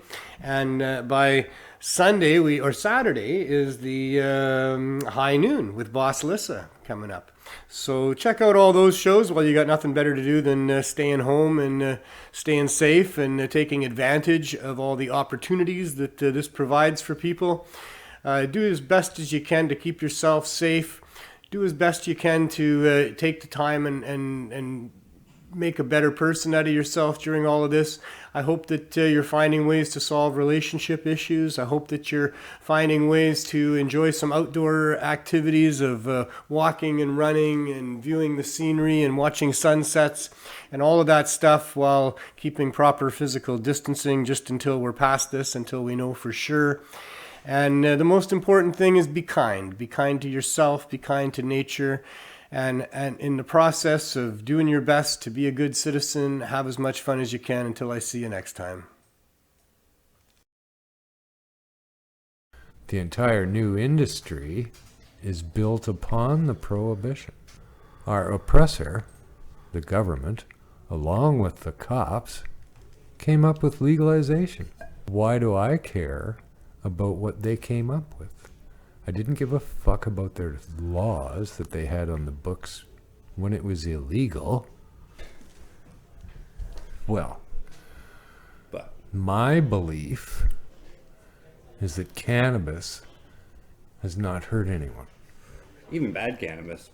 And most of what I have seen of cannabis consumption for fucking all these years has been done in a completely, utterly unregulated industry.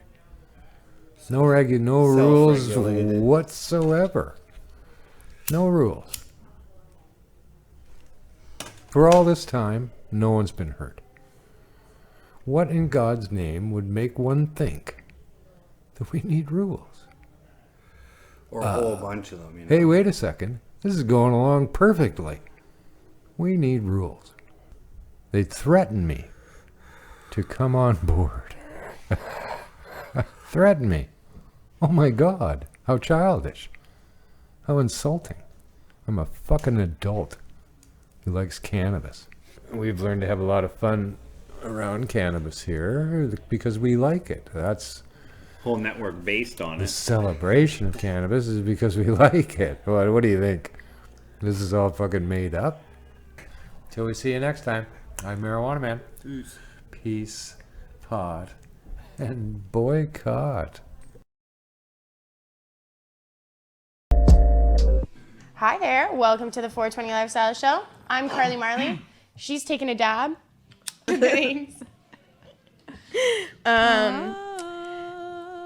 We can play the Sick Moose video. Oh yes, Sick Moose video. Let's play the Sick Moose video.